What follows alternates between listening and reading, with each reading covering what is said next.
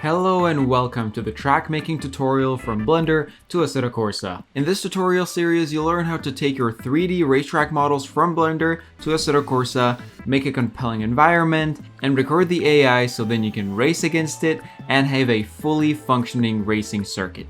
Just as a disclaimer, this tutorial, even though it's in Blender, is not for beginners. Otherwise, it would be 30 hours long. I will be providing tutorials for certain parts as we go along with the tutorial, and I'll provide all the links to it. But if you're watching this tutorial in 2028, some of them might be slightly outdated. So definitely check the description for all the things you need to know. And the most important thing to know is that we have a big Discord server that you can join, and we have track modding channels where you can talk to people about your designs or get some technical support if you need to. So don't hesitate to join. Before getting into it, make sure to download my template and my props pack that I'll leave in the description, because we will be starting with a template in hand and it'll get you started a lot quicker. So without further ado, let's get into it. Alright, now we're gonna need to make a few downloads. First of all, you need to have Assetto Corsa, obviously, in which you'll need to enable developer mode. It's very easy. Just go to your main Steam folder where you have Assetto Corsa saved. Go to Steam Apps, Common, Assetto Corsa. Here you want to go to System, CFG, and Assetto Corsa.ini. You can easily open that with Notepad. And in this notepad file, you'll press Ctrl F to search for stuff, and exactly you'll write dev and press enter, and you'll see enable dev apps. By default, this would be at 0, but you will change that to 1. And also press free, enter, and allow free camera. You want to turn that into 1 as well. That's it. You hit Ctrl S and X. Next, you'll want content manager. If you have any mods whatsoever, you know how this works. So the download link for this one will be in the description, as well as the video explaining how it works. And last but not least, Blender, the big one. Before we jump into track making, we need to allow some add-ons. So let's go to Edit, Preferences. Here you can click Add-ons, and here you can search Node Wrangler and just turn it on. That's it. Now we go to Get Extensions, and here you're gonna search some extensions, and the extensions will be F2. You just install, and that should be enabled by default. There we go. Then we want to search for Loop Tools. Install that as well. Then we want Magic UV. Install this one as well. Then we need Edit Mesh Tools, like here. And ANT Landscape. There we go. ANT Landscape. Install that one as well. There we go. That should be all of them to get you started. Simply, you can check the installed ones, and that is all of them that we need. So you can press X and exit Blender. No need to save. Alright, now that you have the template and the props pack folder downloaded, what you do is copy and paste the template folder, rename it to whatever track you're making. I'm gonna call mine Cucumber. Yeah. Then we go in. Now, in this folder, do not change anything apart from the name that we're gonna change right now. But apart from that, don't move anything. Don't change anything, because Assetto Corsa will be missing the textures and it will mess up your entire workflow. So, first of all, let's name our folder. This is the actual track folder that you'll be copying and pasting into Assetto Corsa. What we can do is just rename it to AC Cucumber. There we go. Now we can go in and name this Can5. This is the actual track folder. Also AC Cucumber. Make sure this name of the track file and this name of the folder it's in match perfectly. If you want to be sure, you can copy it and then just paste it here. Otherwise, it's not gonna work. It's gonna give you an error. So this is a very important one. Now, AI should be empty.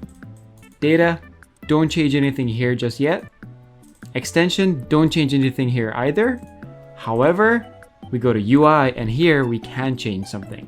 Here's the UI track.json file. And over here we can change the name of the track to Cucumber, description to whatever we want. Tags, don't really touch tags, it doesn't matter. Country, I'm gonna leave that in Canada. City, Toronto, Ontario. Hell no, let's get out of there. Let's put this track to the city with the funniest name in Canada, which is Saskatoon. Saskatchewan. Pit boxes, I'm gonna leave that in 24 right now. When you make the final version of your track, make sure that this actually aligns with the amount of pits that you have on the track, otherwise it's gonna break. I'll leave that at 24 for now. Year, it's 2024. Author, you can just write your name. And version, I like to leave this in 0.9, just so if there's any bugs, I can just say, oh yeah, well, it's not the full version, what did you expect? Unless I do heavy testing and I'm pretty confident that the track is done, I just leave it at 0.9. All right, that should be it. Now we can hop into Blender. You can also rename this file to whatever you want it to be. This one does not have to match anything. You can delete the blend1 file as that's just the backup. And we can open the file. Alright, and this is what you're going to see, the template that I lovingly prepared for you all. In this video, we'll be focusing on the road and nothing else. So let's get into it. I did allow screencast key, so down here in the corner, you'll see what buttons I'm pressing, like Shift A or Tab, just so you can understand better what I'm doing, but I will be saying the shortcuts I'm using out loud. I do expect you to have some proficiency with Blender, as I said. If you are stuck at any point in this tutorial, don't hesitate to either ask in the Discord or even better, watch the tutorials that I provided, because if you're struggling in the first parts, the latter stages will be even harder. First of all, if you want to import reference, which I do, go to top orthographic and click on the road collection so it appears there. Click Shift A, image, background. I put it on my desktop and I drew this with Microsoft Paint in about 7 seconds. So just scale it up so it matches your road. The width of the road should be about 14 meters, which for comparison, the road width at Monza is about 12 meters. So should have some better racing, but you can always adjust it to whatever you want. Now that the image is lined up, we simply select the road path, go to edit mode, and this is a pre-made curve object. So if you just extrude by pressing E, this should behave the way you want it to. So let's just extrude this. You can snap to the X-axis by clicking your middle mouse button. And this should be perfectly straight until we arrive at a corner. And now, however, we can see that the transition is a bit too harsh. And that is because if we go back to our road object, it's basically just a solid plane, right? So what we have to do is just go Control R and we can slice it up a little. I usually just eyeball it. It doesn't really matter. Like, this won't be a super detailed track, but there will be some tight hairpins. So I will be doing 45 cuts. There we go. It is a pretty long stretch of road. And there's about 3 cuts for this reference car here, which should be plenty. Vertically, we can make about 3 cuts here, just so we can get some play area for bumps and stuff. Now, if we look at the curve and go into edit mode, it's a lot smoother, but we'll need to adjust for it. Obviously, as you extrude more, there will be some problems. And you can see this looks kind of shabby here. It doesn't really matter too much. As you model more and more tracks, you will learn more. You will get used to it and you will learn how to prevent these things from happening. For now, I'll just do whatever we need to make it look smooth. There we go. All right, now let's just finish the outline. We have this hairpin here. Now with hairpins, if you want to make them symmetrical, which doesn't usually happen, but for example, turn 5 at Suzuka is pretty symmetrical, you'll want to have the same amount of points at about the same position, obviously. Like, it makes sense, right? I have one here, one here, one here, one here, and it'll result in a perfect symmetrical hairpin. Alright, go road path, and we can continue this turn over here. God, this is gonna be such a horrible circuit to drive. This turn over here is going to be an inconvenience, and that goes directly into this chicane here. Now obviously there are turns that are too sharp for the road to handle, such as this one, right? You can work around them by just making this entire area road and just marking area as off-track limits, but for this track I would just like to make a chicane. Monza style turn 1. It doesn't have to be as extreme as I drew here, so I'll just subdivide a few times over here, and I'll just make it drivable. It doesn't need to be super sharp, just so it's an inconvenience to drive. Also a bit wider on the exit, so it's more enjoyable to drive. Alright, we can continue on to this also Monza section. I seem to be in love with Monza for some reason. For sharper turns, such as these, you'll want to have the point in the middle of the turn, such as I don't have here, so I should probably just delete this one, maybe move this one here, and put this one slightly inwards, and let's keep on going for this long left-hander. Here I want to make a Coda style super wide hairpin, so I'll just make it as clean as I can. However, this doesn't matter too much because we will be doing a lot of manipulating with that piece of road. And for the last 2 points, we just select them and press F to connect. Opa, I pressed G as well. We just press F to connect. And there we go, that's our road. Now we can select the background and delete it just because I hate having it there. Now, as you can see, if you zoom out too much, this might happen. That is because Blender's viewing distance by default is less to save your computer space. So you can just press N, go to view, and clip end is 1,000 meters. You can just do about 100K.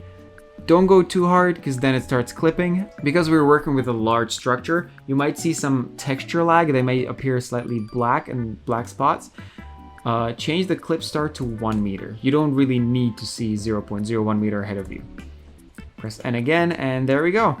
So this is the road for our track, and this is where we start. Alright, so the next step is we're gonna select the road path, both of them over here. We're gonna Shift D to duplicate them, right click so it doesn't move. Then we're gonna create a new collection and call it backup. And then we're gonna drag both of these into the backup collection and just disable it so it doesn't render. Now we have a backup of the road, so if in case we mess anything up, we can just get back to it and retrieve it. Now, before we dive into anything, we need to make the white lines on the edge of the track. So let's just go into the road object, tab into edit mode, and this is what our mesh looks like. So what we're gonna do is press Ctrl R to slice the object here and just kind of eyeball it. I don't really use any measurements for these. That's approximately where the line's gonna be. Also over here, if you need to adjust it later, don't move it using G because this is what's going to happen. Double tap G so you can slide it. Therefore the textures don't get messed up. So I'll just adjust them, then hold Alt and select, Alt Shift and select. Then we're gonna press Ctrl B to bevel.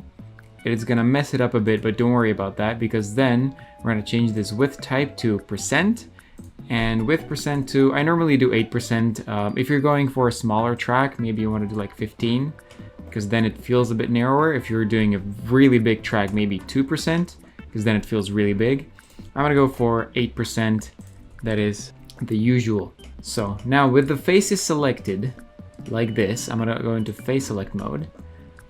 What we're going to do is press Shift D to duplicate, Z to lock onto the Z axis, and 0.01, just right 0.01, and enter.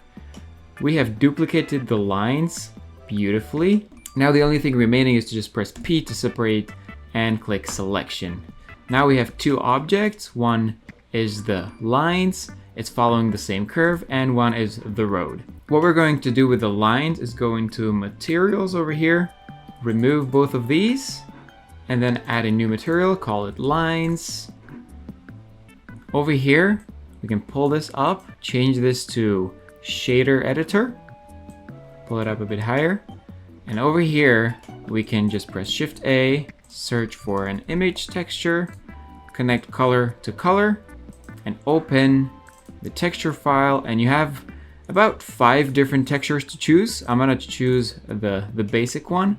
And as you can see, it's slightly messed up. So let's fix that. Go into the lines object, tab into edit mode, hold down Alt and select one of the sides in face select mode, obviously.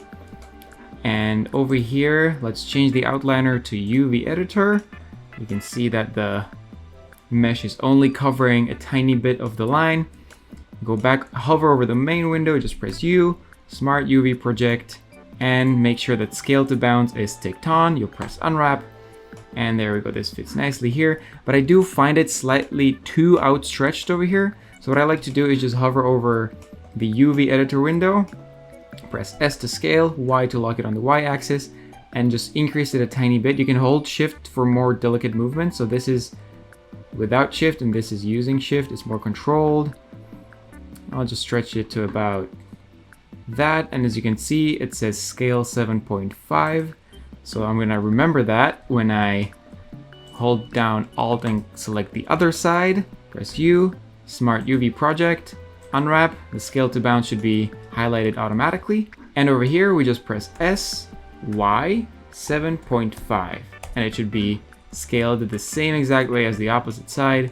And there you go. You might see this black outline over here. Don't worry about that. We'll remove that in Assetto Corsa. All right, that is the white lines done.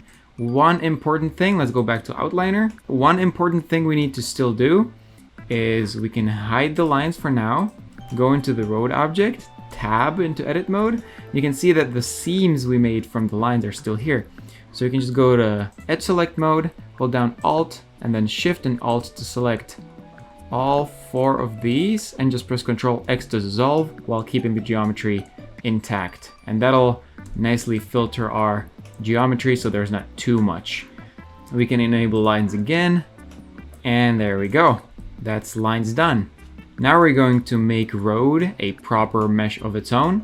So just before that, we can duplicate our lines object, right click after Shift D so it doesn't move, and then just drag it into the backup file, just like the road mesh. Over here, we can select the road object, go to modifiers. You can see array and curve modifiers, both of which we can apply right now. You can go to edit mode, and over here where you crossed your final points, you see that there's a bit of an overlap. So what we can do is when you arrive to the first point where lines are closer than they should be, just hold Alt and click to highlight one of them, and just press Ctrl plus on your keyboard to select a neighbor, like this. So in this case, I actually caught the right side. What might happen to you is that you select the wrong side, and when you press Ctrl plus, it's gonna start highlighting both sides of the road. In that case, just select the other one, so it only selects one side. And then we can just press Ctrl plus until we get to the last one, which for us is here. We can press X and vertices to delete everything. And now this last one, we can just go to vertex mode, just highlight these two, press M, at center, and that merges the vertices at center. And it's a nice non-destructive way to merge all of our objects. Just select both of them, and there we go. The road is merged, and we finally have one piece. Next up, landscaping. This is the fun part. This is the most annoying part of all, and it always depends on what kind of circuit you're making. It's more about just knowing how to extend geometry in Blender than knowing anything about Assetto Corsa. But I'm gonna still show you some tricks and tips that I use. If you have areas like these, for example, where it's just a tight hairpin and in between the road there's not a lot of space. You can just go to edit mode real quick. What you can do is just select two vertices that are somewhat close to each other. Press F. Select two more. Press F again. So like fill it up, and just select these two facing inside and just hold F down until it's been filled completely, like this. And over here, just hold Alt to select the whole thing and F to fill it in the middle. What I also like to do here is just like add two cuts, maybe one cut here and one cut here. Just so if we use any elevation, it's a bit smoother and you can still drive on it if you go off track. All right, and for turns, such as this one, you can, by the way, you can hold Control to select the shortest path to wherever you're clicking, which is very handy. And to extrude a turn like this one, we can go to Edge, Offset Edges, Extrude. And here, you can play around with the width. You can go into negative numbers if it's on the other side. However, it's always super lengthy to just go Edge, Offset Edges, Extrude. So what you can do instead is just right click and add to quick favorites. And now when you have your edges selected, you can just press Q and it's going to be here, Offset Edges or Extrude. This one I added before. You'll only see this one. But essentially what Offset Edges does is that it keeps the normals going rather than a normal extrusion, which looks kind of like this. Not great.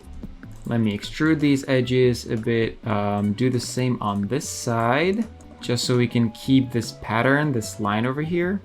So we just extrude, let's move it to the other side. And then we can fill by selecting all four of these vertices, selecting all four of these. And I'm sure some of the 3D modelers that are professional are looking at this and biting their fingernails, but this is how I do my landscape. Even though it's not the best way, it saves a lot of power, especially for potato PCs. So as you do that, there isn't really a specific way this should be done. It depends on what kind of track you have and how you want to use the terrain. So this is going to be track by track specific, which we have a Discord server for, link in the description. So don't hesitate to come in and ask for some advice. We'll always be happy to help. Now, if this happens over here, where vertices are too close to each other, if you extrude again, they will collide. And if you extrude again, yes, chaos ensues. So what you can do in this situation is actually do the extrusion. So press E and S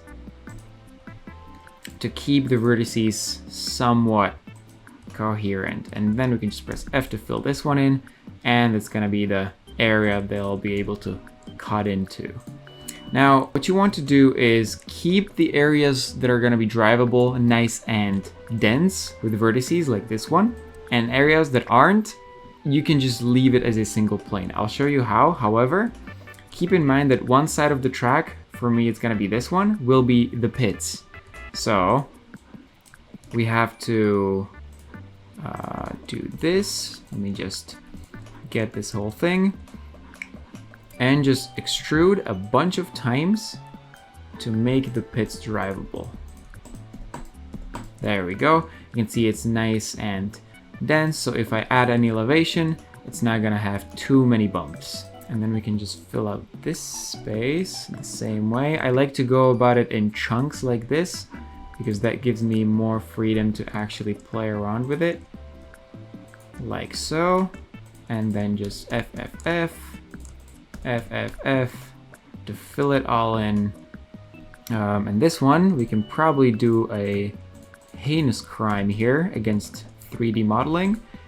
Select the whole thing and boom, just give it a big nasty face. Here with the hairpin, it's the same thing. You can see that if you make a super tight hairpin, this ensues. So what I like to do is just merge them at center. And now it's just a bunch of triangles, which aren't preferred, but most games use triangles anyways. I can just fill this space nicely.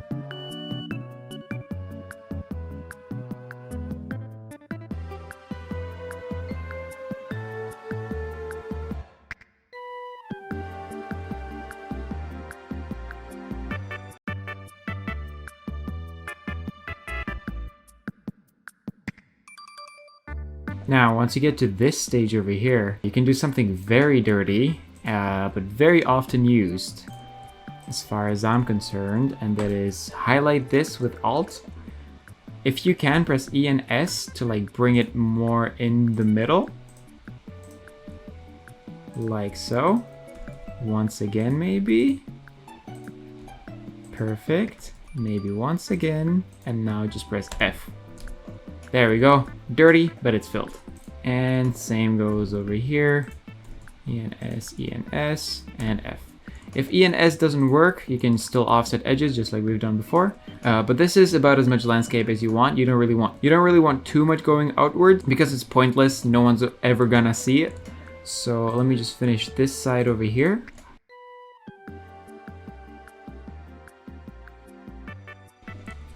So this is about as much landscape as I want that's detailed. So this is all technically, with the exception of the middle here, this is all drivable. If you want to make a turn that's really spacious, say like the turn at the Virginia International Raceway, which is basically just road and huge patches of grass on the sides, you can keep extruding. Say I wanted this one to be like that, you can just keep extruding until you're happy, and before, obviously, until this happens. But for me here, I'm just going to do that. So I'm gonna select the outline, see if I can extrude the edges here just once more. And that should be all of it for me. I'll just merge all of these two. And that should be all the landscape for me for now. Now you see that the grass is slightly funny, the texture. We can fix that. Just go to top orthographic view, numpad 7, go to edit mode, press any face that has the grass material on it, of course in face select mode. Go to materials, select grass over here, press select, that selects every face with the grass material on it. We press U, project from view. That should fix the texture a bit, but we can still fix the scaling. Just go to UV editor over here. We don't want the white line, we want, we can just search for grass. There we go. We can go back to edit mode. Over here you press A to select all of the geometry. Press S to scale, and maybe 5 times. Not enough. I'll write 10. There we go. You're gonna see a good bunch of repeating, but don't worry about that. The more buildings and props we place, the more that's gonna disappear. But that looks about the proper size. There we go. So we have a proper drivable landscape. We have white lines. I assume the landscape is going to take you quite a bit to do. Don't hesitate to check our Discord. I'm sure the community will come together to help each other build track and share this joy of modding together. Right, the time has come for us to make it nice and hilly. We need to add some elevation. How are we gonna do that? Now, let's jump back to the outliner over here. What we need to do is go into edit mode, go into vertex selection. I'm not going to overdo it with the elevation, but I do want a fair bit. So what I'm going to do is just go into proportional editing here, select smooth. The shortcut is O, by the way. If you press O, it turns it on and off. What I'm going to do is just select this sliver of road here, because that would be my peak. I'm gonna press G, and you see that there's a bit of a circle over here. I'm gonna press Z to lock it on the Z axis. I'm gonna scroll down just to spread the elevation more evenly. I'm gonna actually look further. There we go. So this is the actual curve that's being projected. I do want very mild elevation, so I'll say maybe 30 meters. There we go. And I'll spread it to about 75% of the track. And on this side, again, I'm gonna get the sliver from the exact middle of the hairpin. G, Z, and minus 15, maybe 15 meters below ground. There we go. That should do it. And that is a nicely tilted track. It doesn't look like much, but in Assetto Corsa, everything's going to look bigger. Every bump is going to count for twice as much as it does here. And you can see that the lines are floating right now. So we can change that by going into modifiers, because it's still, if you go to edit mode, it still is just an object like this. So we can go to modifiers, open array. If merge isn't ticked, tick merge. That will save some space. Just apply and apply. We can delete the curve now, so it's not in the way. And we can place these lines on the road by adding a shrink wrap modifier. You can search for it, shrink wrap.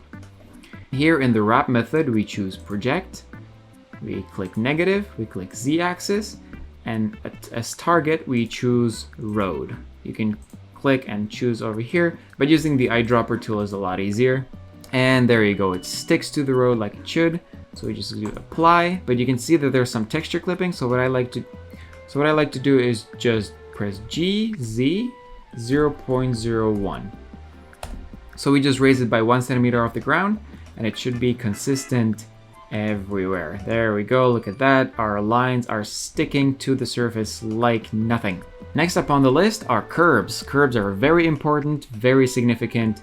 So what we can do is open the curb collection. Now we can see that the elevated road is kind of blocking our view of all the props that we have here. What I will do is just drag the F1 model up like here and just kind of tilt it down. I don't really need it because I know how big it is right now, but I'll leave it here just so I can compare. And out of all of our props, we can zoom in on the curb, and I will say I don't really like this curb. It's a very complicated curb and it's very hard to manipulate. So I'm just gonna press delete because I just don't like it. What we are gonna do instead is we click on the curb collection, and I'll teach you how to make your own assets and tie them to a curve, so then you can make anything as long as you want. So Shift A, we should make a plane, very simple. That plane we will name 1 curb 0. This is very important, and naming is very important in Assetto Corsa. As you can see, there's 1 road 0 and there's 1 curb 0 that we have here. Assetto Corsa has default surfaces already pre-installed. You can take advantage of this. The way Assetto Corsa identifies surfaces is 1, name of the surface, and then anything behind it. This road can be called 1 road clowns and still be recognized as road by Assetto Corsa, but 0 is just easier for numbering. The default surfaces in Assetto Corsa are road, curb, sand, and grass, and pit. Pit has the same proportions as roads, but the speed limiter is 80 kilometers an hour. And there's one more that I made myself, and it's included in the configuration file, so you don't have to change anything. And that is the NNNN. And this one has the exact same properties as road, but is marked as off track. So basically, anytime you go off track, but it's still asphalt, that's just NNNN. So we're gonna name this 1 curb 0. We're gonna give it some elevation. We should press Ctrl R to slice it like this along the x-axis. Maybe raise it, GZ up.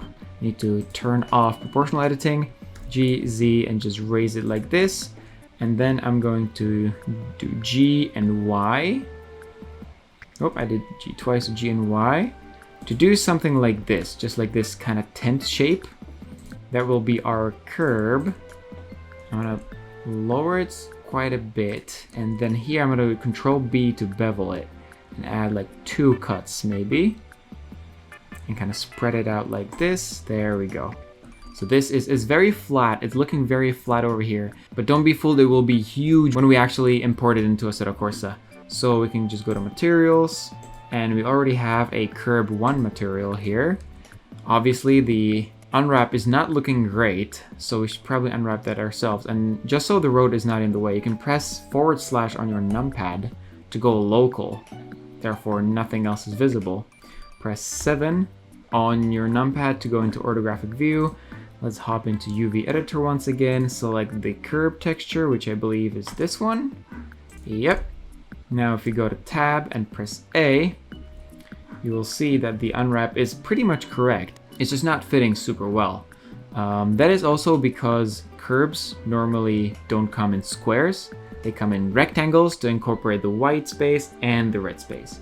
What we can do, I want to take this texture over here, this bottom texture. So what we can do is you can see that this basically has 2 squares and this one has 2 squares also.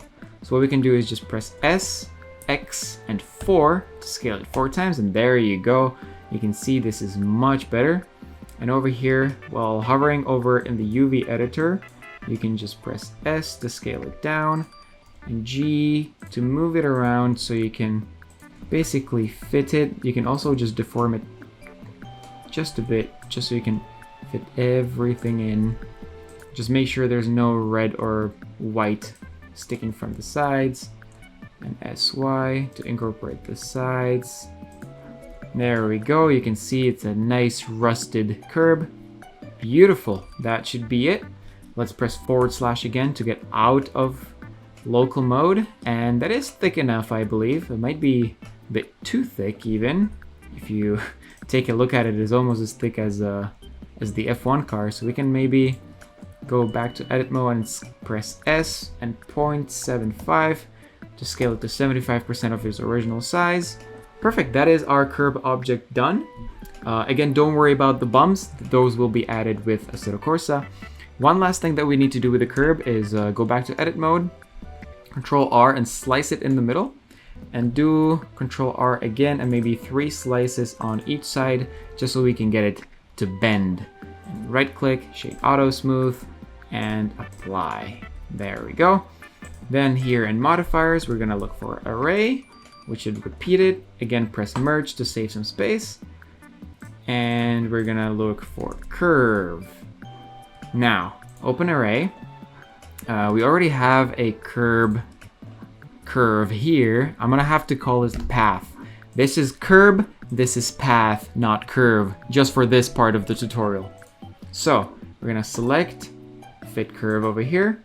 We're gonna eyedropper this one curb path, and the same thing for this one, and it should stick pretty well. If it doesn't go into the middle immediately for you, you can change it by GY goes up and down, and GX goes along the path. So even if the path curves, such as like this, let's say, if you do G and X, it's gonna follow it along. All right. So what we're going to do is actually adjust it slightly. What we're going to do is, this part on the left is the low end, which we want to face the road. What we're gonna do is to press G and Y to align it with the path over here, like this. There we go. And you can see, maybe even G and X to kind of fit it on the beginning. And you can see over here, it fits beautifully. Just so when we do the inside, we have a lot more play area to work with. There we go.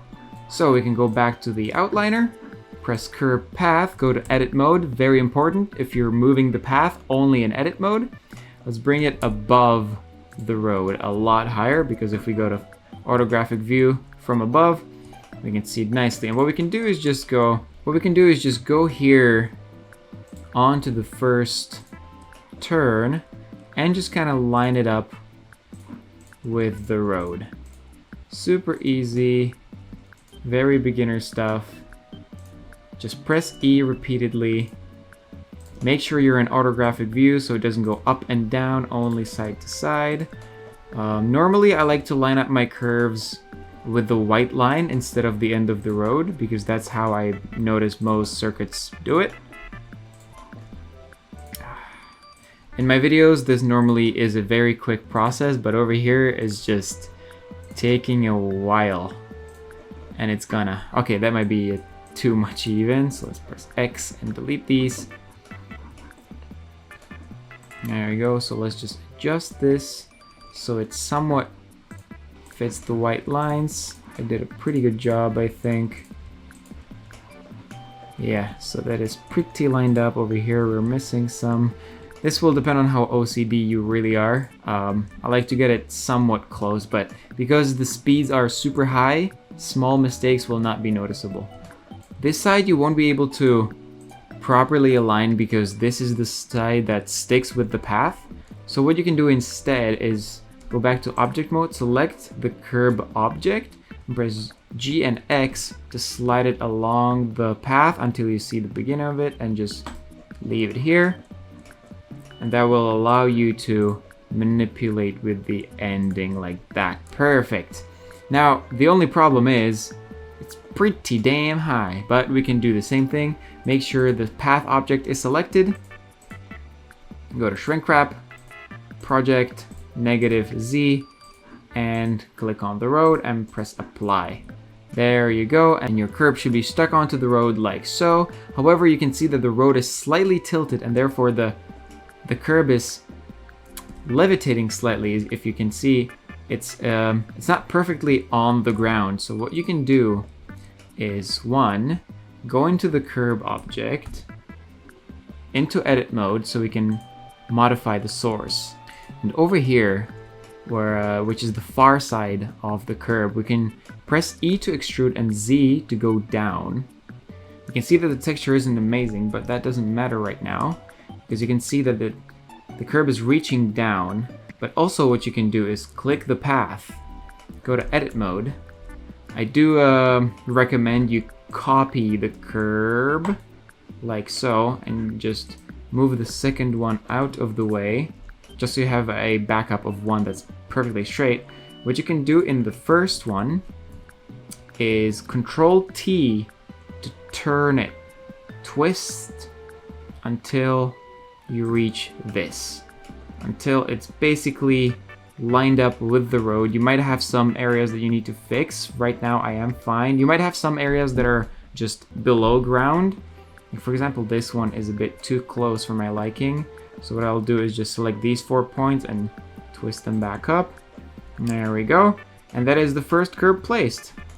Now, thankfully, we copied the untwisted version of the curb, which I will rename to one curb 1 and one curb 1 path, like this. Go to edit mode, top orthographic, and what you want to do here is select 3 points, Control I to select everything else, X and vertices, just so you're left with the base of the path.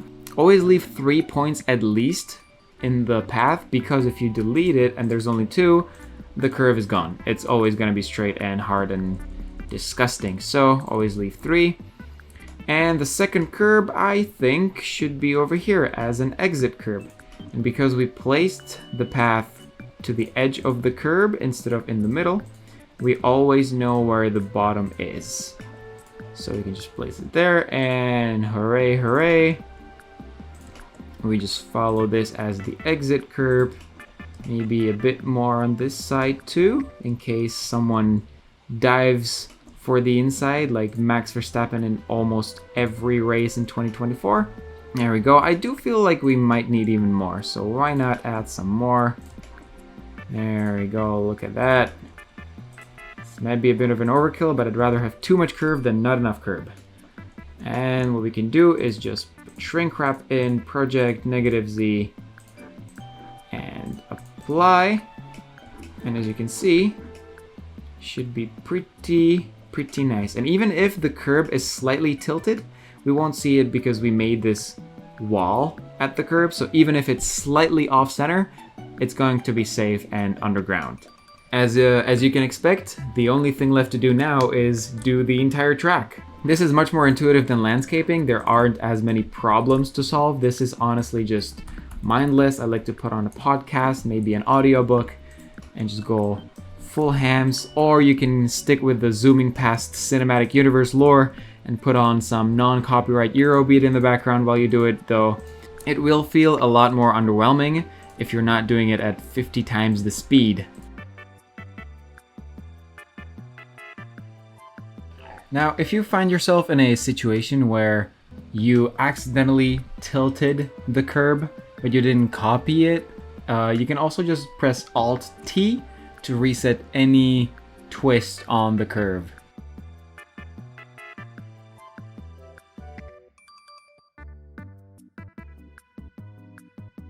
Alright, the curbs seem to be done.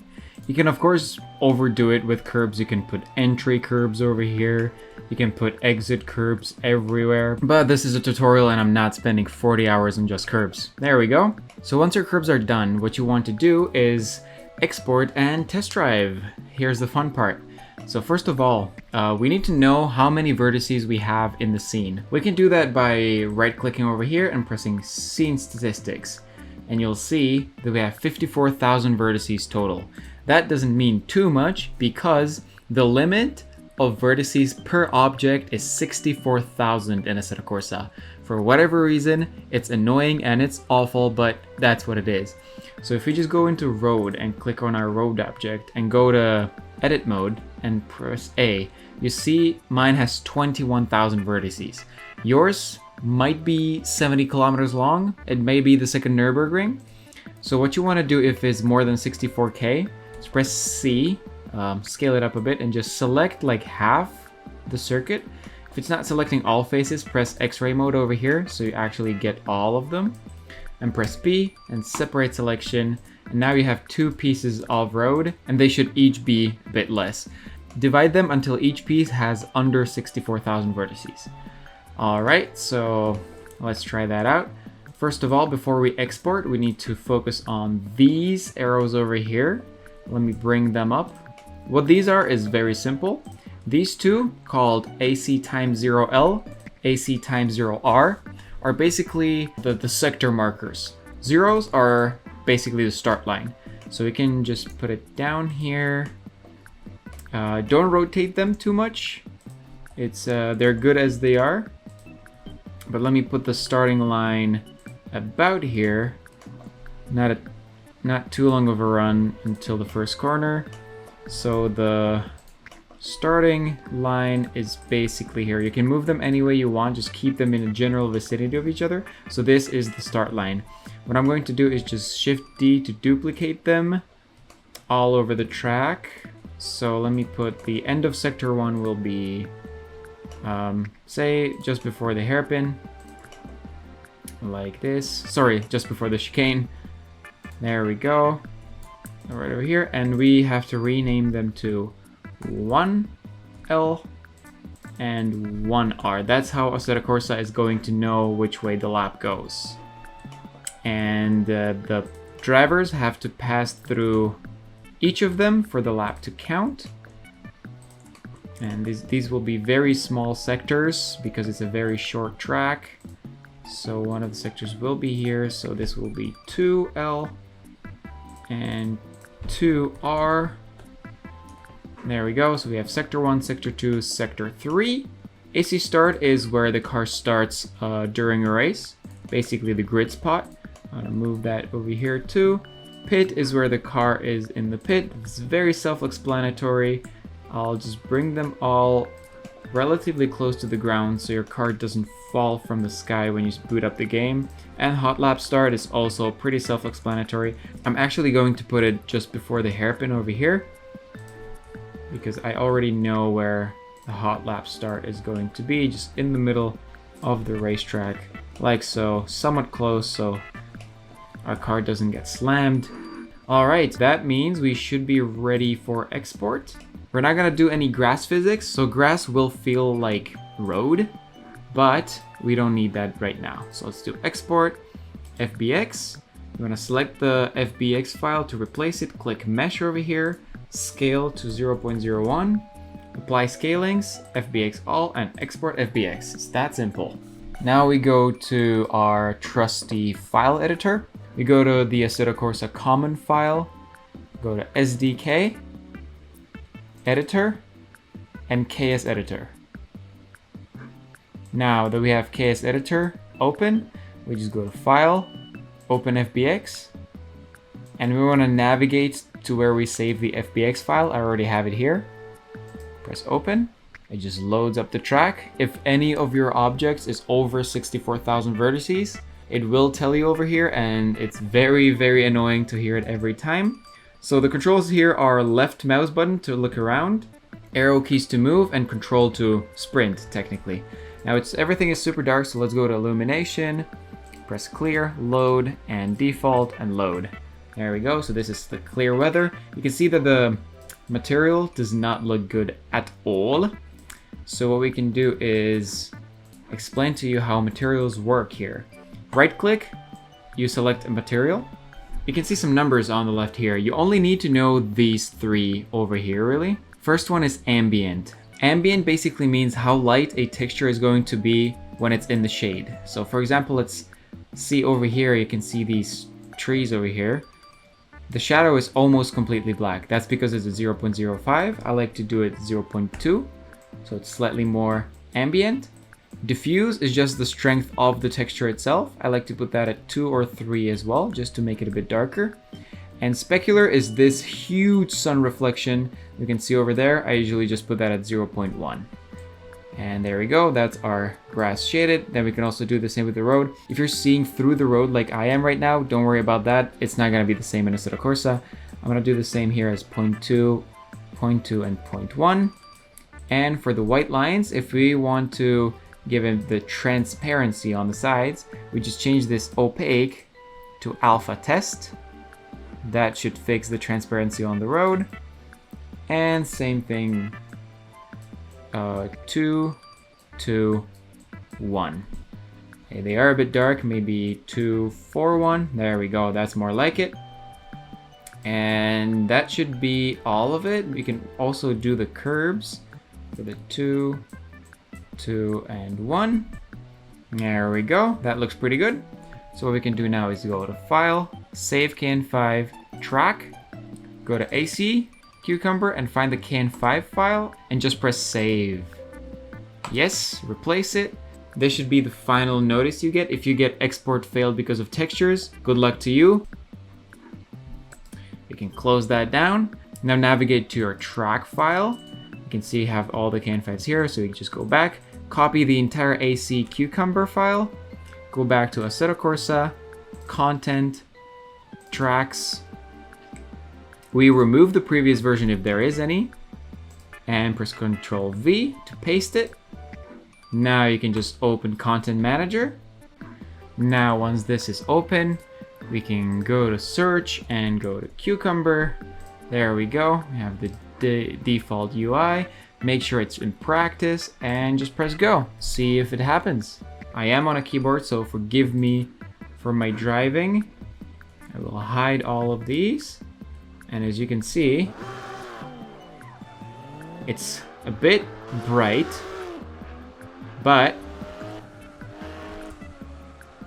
you can drive on those curbs and make sure to test out the entire track.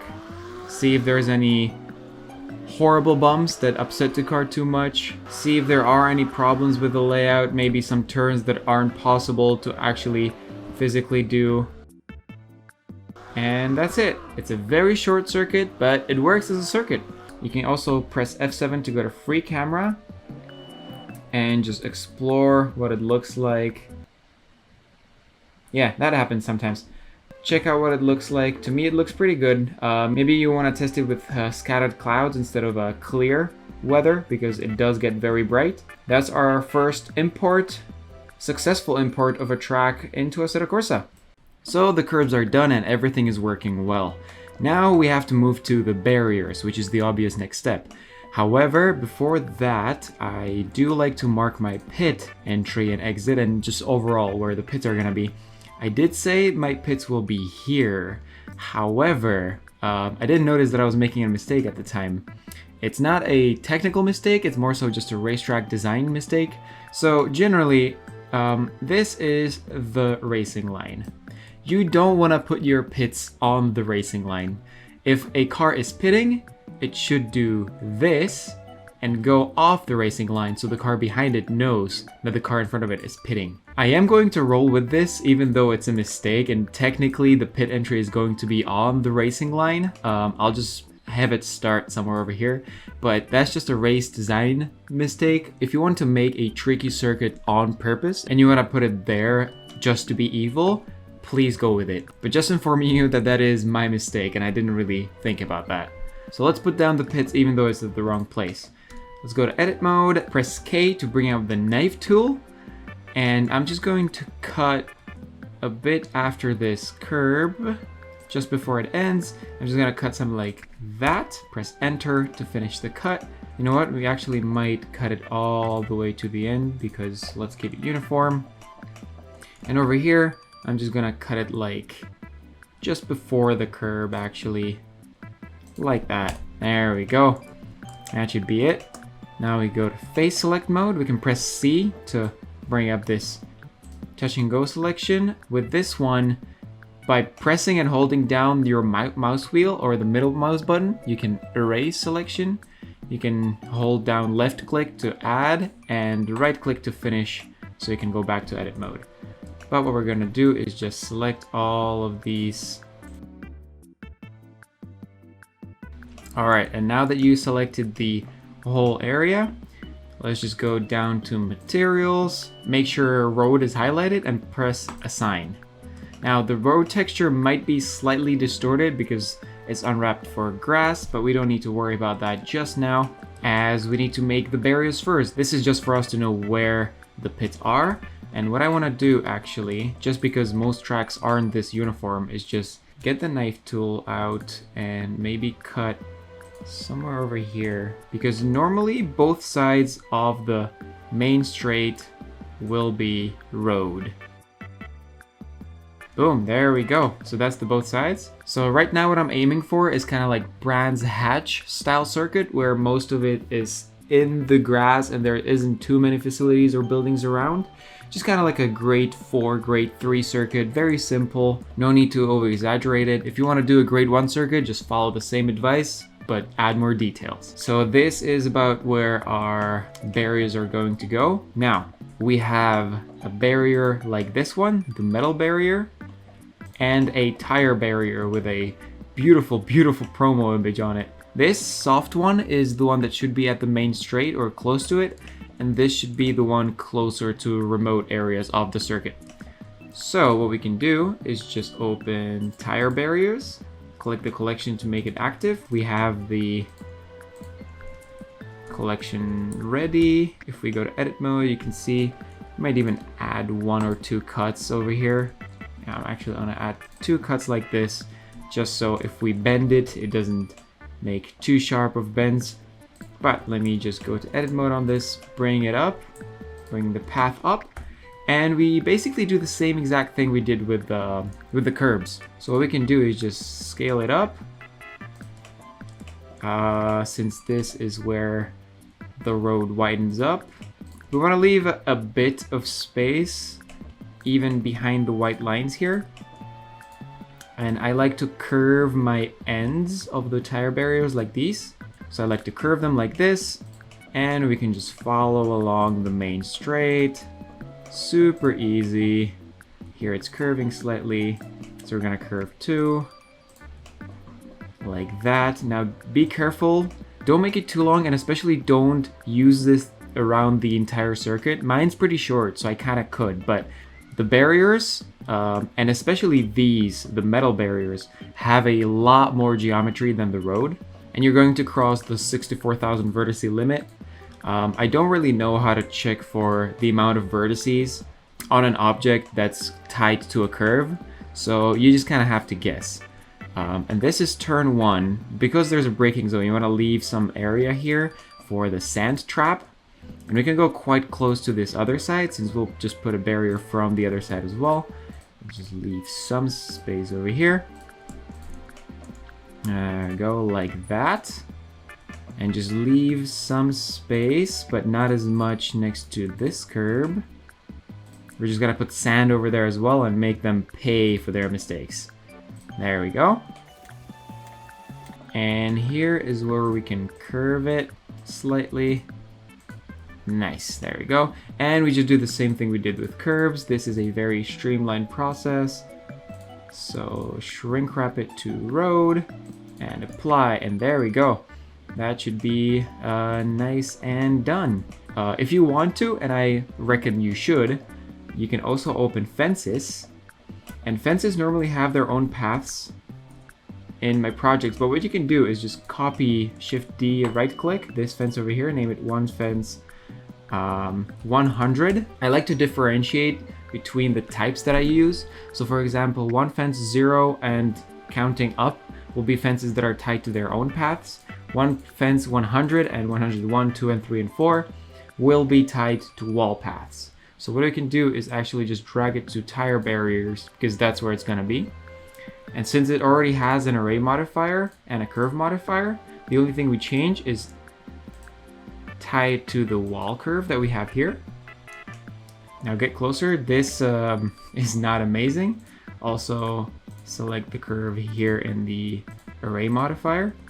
Now this will be slightly this will be slightly confusing, but if you look at it from above, it's away from the curve, which we can fix by pressing G and Y and just moving it closer.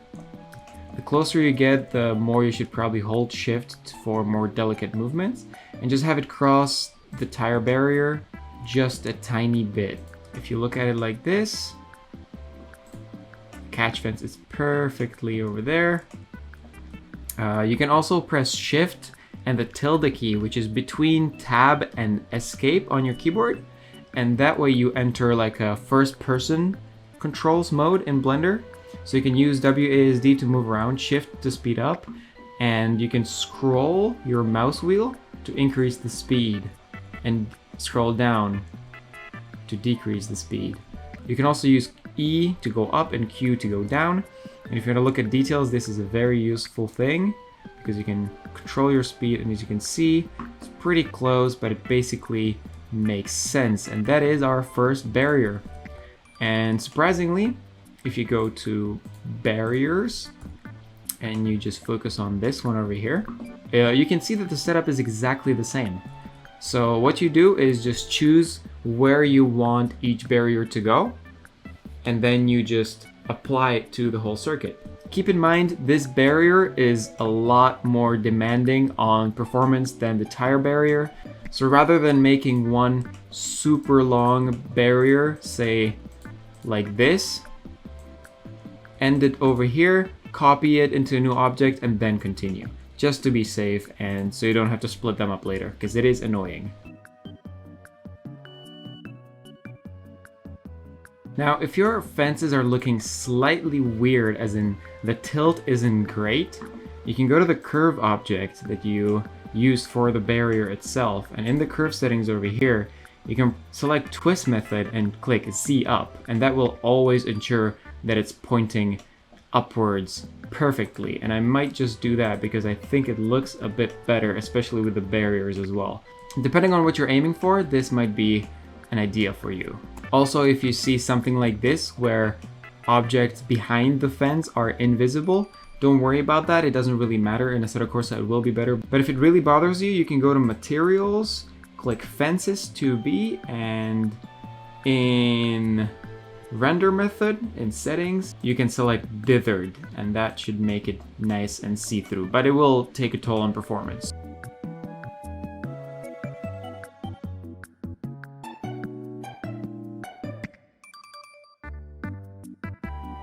Alright, that should be most of the barriers done. We're gonna have to finish the pits barriers, but that we'll do after we're done with the pits themselves. Next up, we need to make some sand traps. I marked some areas over here, like over here, where I want to put some sand, just to increase the safety rating of this amazing circuit. So it's very, very simple how we do sand traps, and that is press K for the knife tool in edit mode again, and just cut where your barriers are. Sometimes you don't need this because your geometry already follows the barriers. In my case, it normally doesn't, but I'm gonna do this real quick. Also select vertex mode, just so you can see where they are. There we go. There's the last one. And I'll just cut it off here. So in face select mode, I'm gonna select all of these. Alright, and now that you selected all of them, materials, click the plus icon, we can add a new material called sand.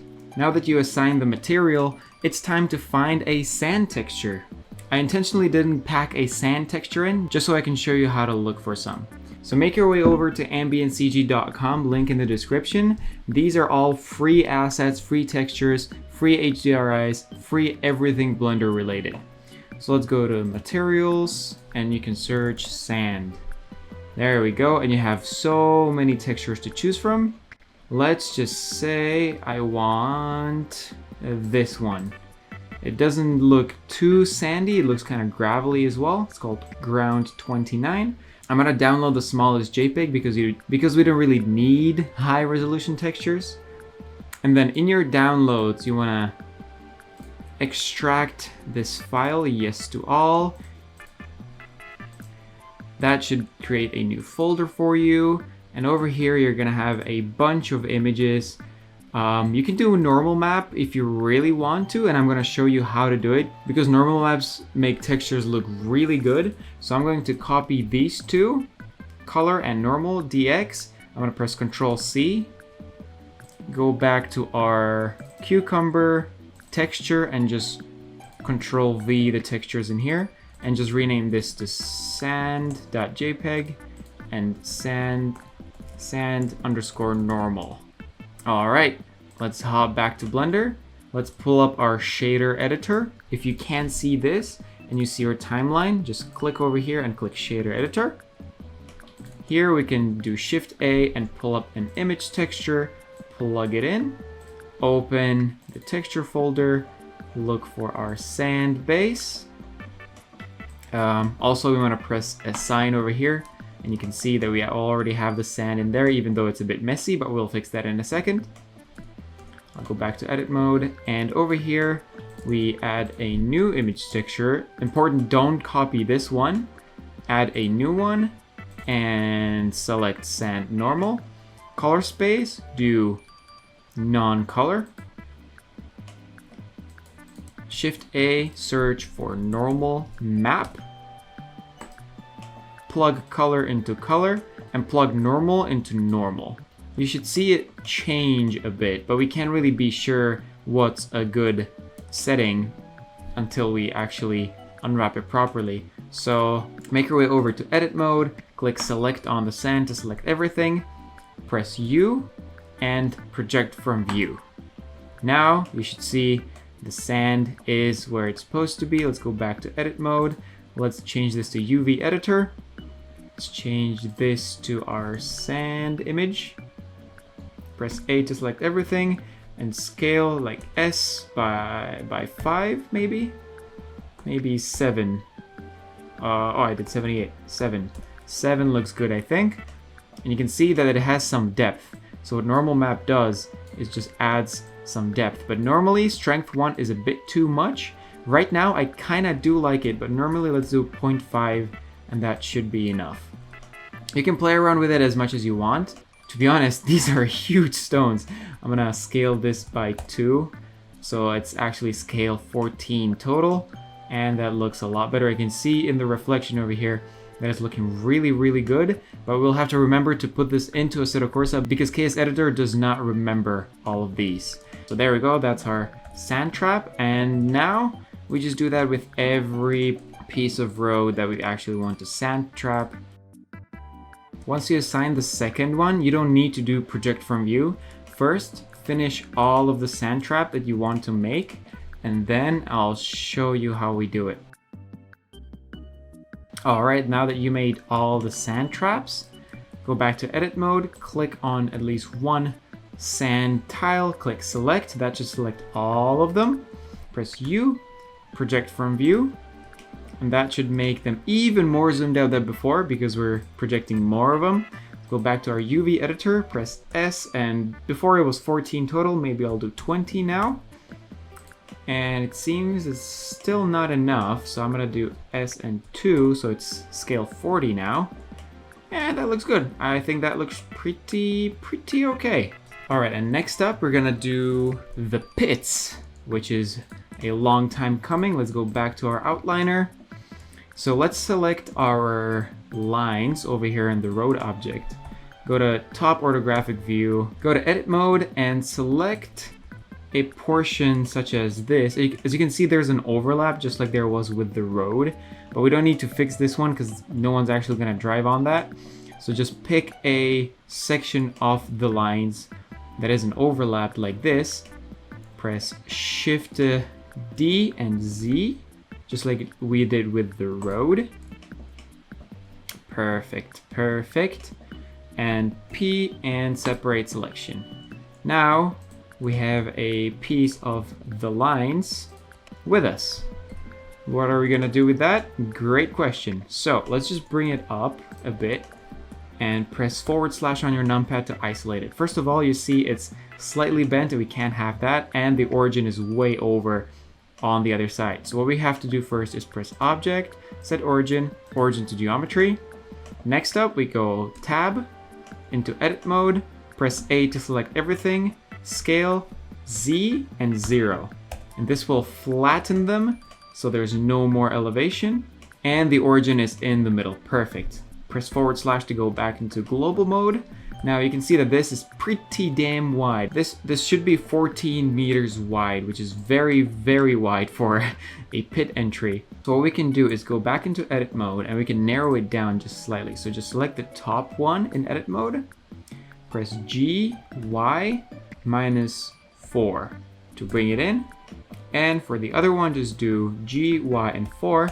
They should be 4 meters closer from each side, therefore making this about 6 meters wide, which should be perfect for a pit entry. If you want to check if it's too wide, you can just use this model car that we have here, and you can see it's pretty okay for pit entry and pit lines. So I'm just gonna rename this to pit lines, and we're going to do the same old thing, where you can hold Shift and right click to bring the 3D cursor wherever you click, essentially. Press Shift A, add curve, and path. And this is the path that we use. Go to edit mode on it, bring it up. We can delete the side ones and scale it up just so we can see it a bit better. Go back to object mode. So this is the path for our pit lines. I'm gonna rename it to pit lines. Make sure it's all lowercase if this is all uppercase, just so it doesn't do the 0.01 as a copy. Let's go to our lines object, add modifier, array. Instead of fixed count, it's gonna be fit curve. Object, it's gonna be pit lines. Don't forget to click merge and do a curve object and pit lines. Now, this is something that might happen. Again, like the object is completely off the actual curve. The way I deal with it is just G and Z and basically make it go as close to the line as you can, and maybe in GX as well, just so we can line it up properly. GX, GY. Just line it up so it makes sense for you. It doesn't really matter if it's geometric, just because we're gonna be applying it later on. So, I'm actually gonna slide it to this side because this one doesn't move. And what we can do now is make the pit entry. So let's line this up with our main road lines, like so. This is going to be our pit entry. And from here, we can just curve it slightly. Don't make super sharp curves here because people will be slowing down and you don't want no accidents, do you? So let me just bring that closer. We're not a grade 1 FIA Formula 1 circuit. And just make these pit lines fit whatever you'd like. And over here, I pre-made some barrier on the outside. Oh, you can see that the lines are below the actual geometry, so we can just GZ and bring it up so we can properly see where it's going. And it's going to come out, oh, it's going to come out like this.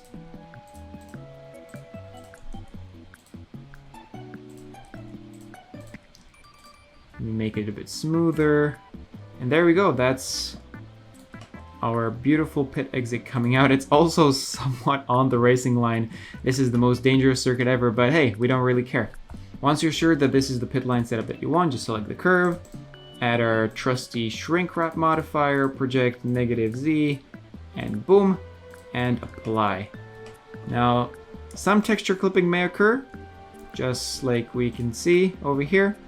So if that happens, you can just permanently apply this by applying these modifiers on the pit lines. You can delete the curve then, and just do the shrink wrap on the object itself, and because it has more geometry, it'll come out a bit nicer. And just fix this texture clipping by pressing GZ 0.01.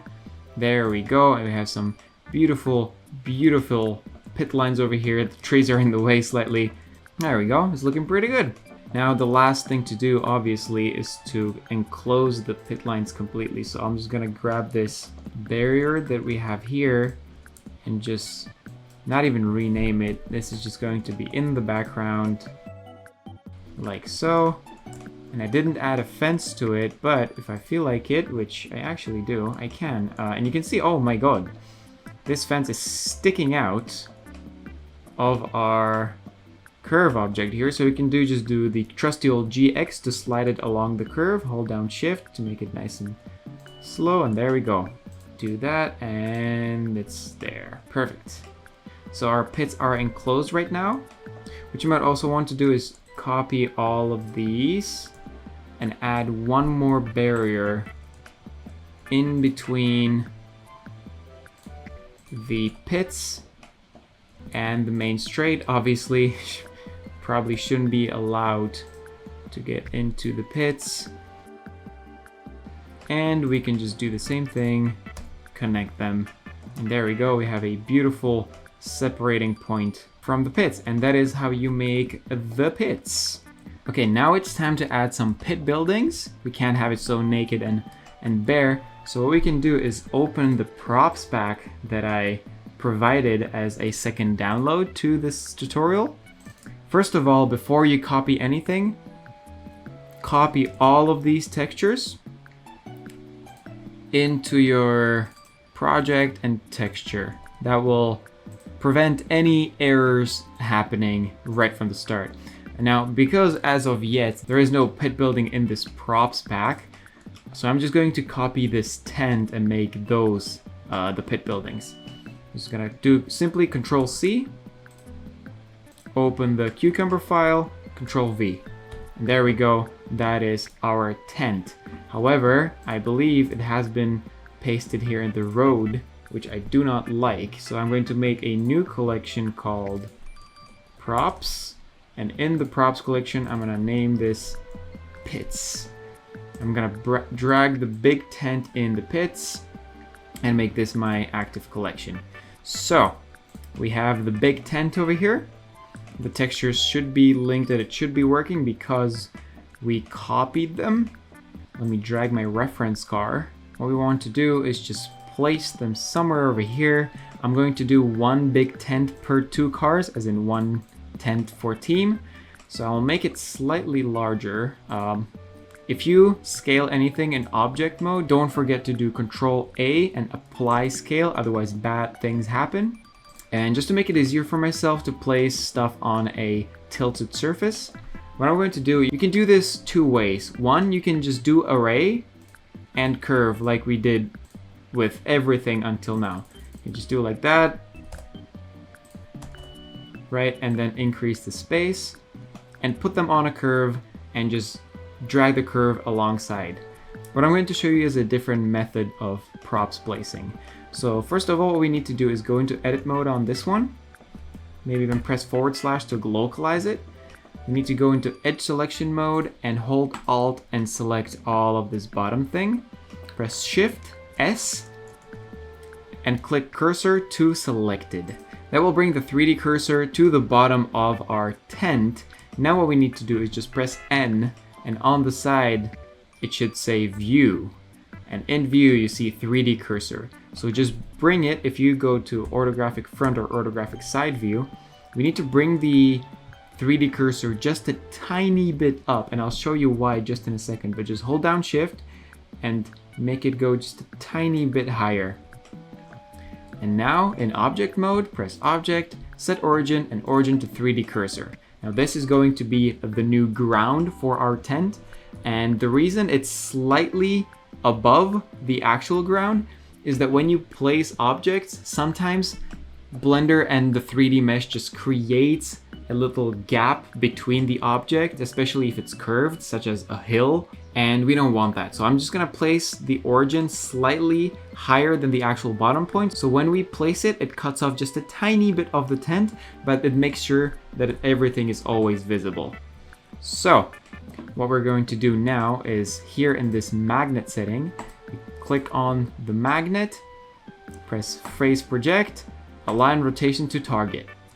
And now if we press G to move it, you'll see it starts snapping itself to surfaces, and it doesn't matter how wild we get, it always stays proper. So what we can do is just not worry about the rotation at all, and just place some of these pits. I'm gonna put them slightly further away from the exit because the limiter will be somewhere over here.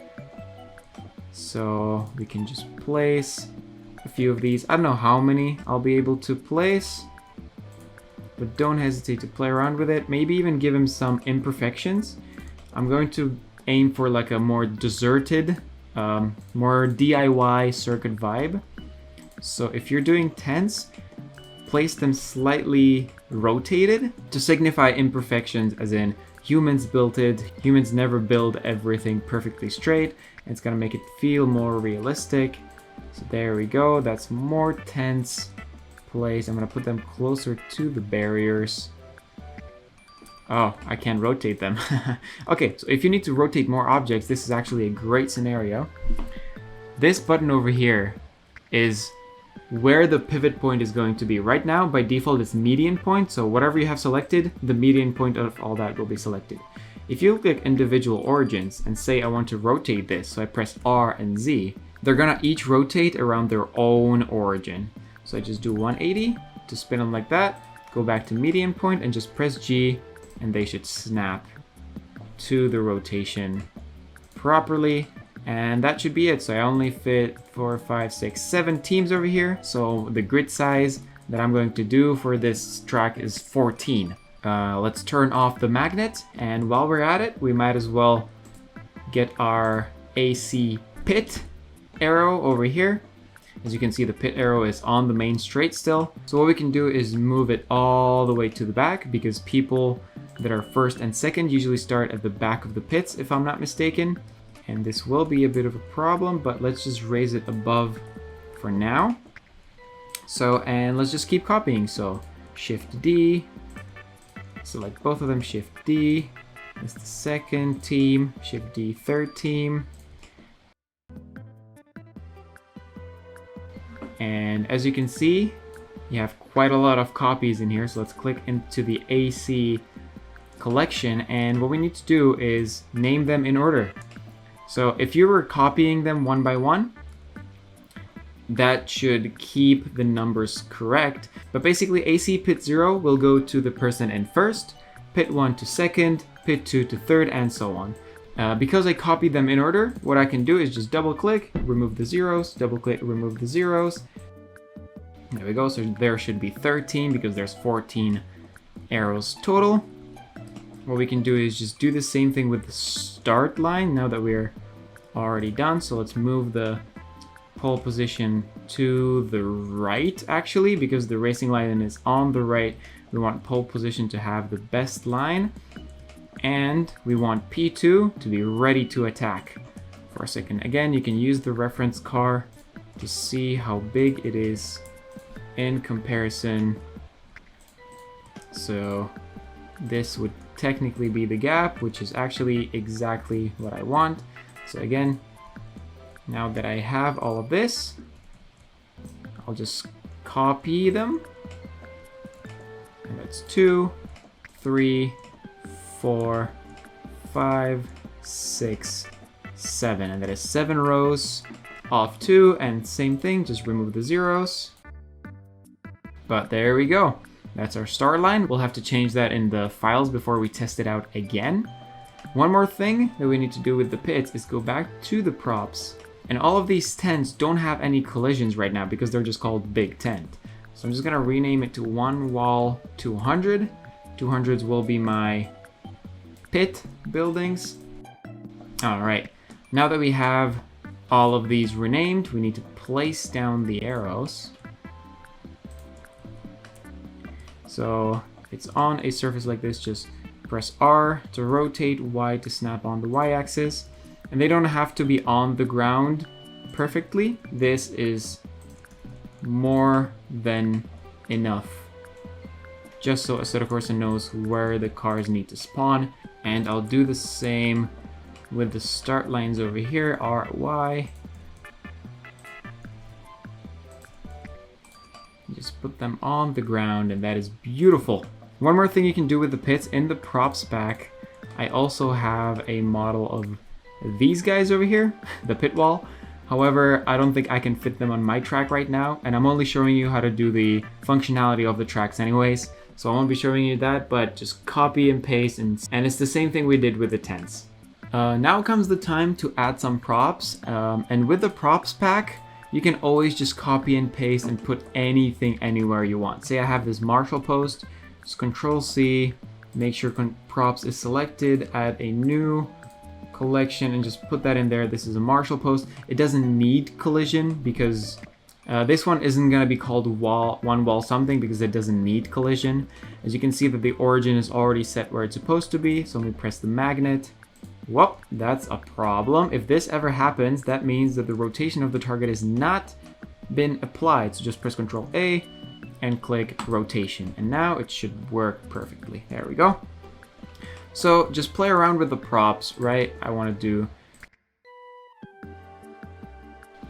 and just scatter them around the racetrack in a way that you think is correct. You can also just look at reference photos and put some more detail into it if you want. There's also a grandstand model right here, which is absolutely amazing because it's gonna save a lot of time. However, what if you want props that aren't in the props pack? What if you want to add something of your own?